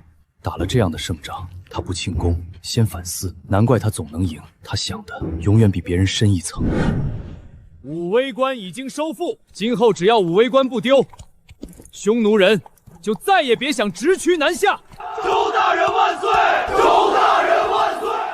统兵之能胜我10倍，御民之术胜我100倍。爱民如子，两县百姓无不承他恩德。若是周大人当了这万民共主，林正远啊，林正远，你世受皇恩，怎能生出如此大逆不道的念头？武威关是怎么破的？契丹人穿着我威武卫的铠甲炸开的关门，那几千副铠甲是谁偷运出关的？勾结外贼的那个人是谁？我用脚趾头都想得到。这样的朝廷，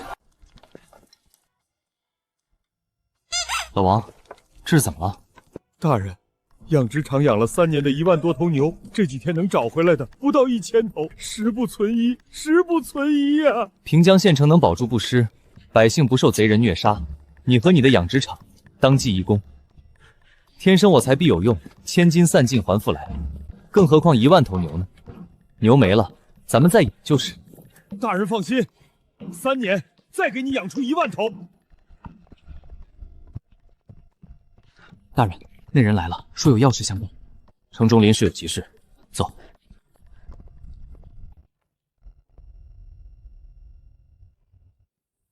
这么敏感的时候，你还敢来我平阳县？出什么事了？不，这次我给你带来一个好消息，契丹王死了，死在你们平阳县的火牛之下。打了这么久，我还不知道对面的统帅是谁。此番率军的是契丹王阿史那拔都和匈奴亲王阿塔木。契丹王死了，那匈奴亲王多半也葬身火海了。阿塔木没死，被我们活捉了。拓跋烈，你大老远跑来，不单单是报个信吗？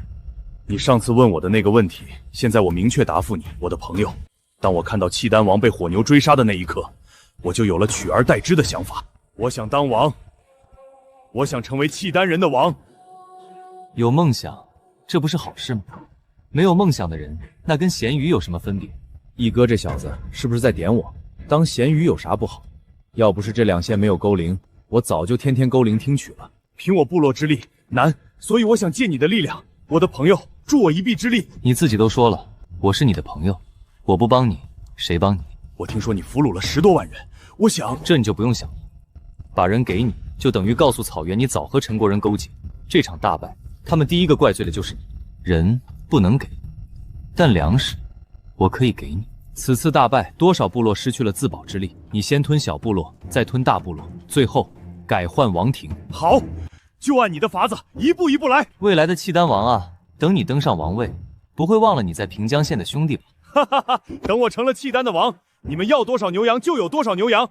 而且我拓跋烈对天起誓，永不攻打陈国。那就合作愉快。一哥，你就不怕那小子当上契丹王，反咬咱们一口？我从拓跋烈的眼睛里看到了勃勃野心，他能伸能输，正和曹操论英雄那段话，真让他当上契丹的王，将来绝对是我们的心腹大患。既可能是心腹大患，要不下官现在就去做了他。急什么？我这叫用时间换空间。北边种子埋下了，南边孝敬该备上了。苍天已死，黄天当立，岁在甲子，天下大吉。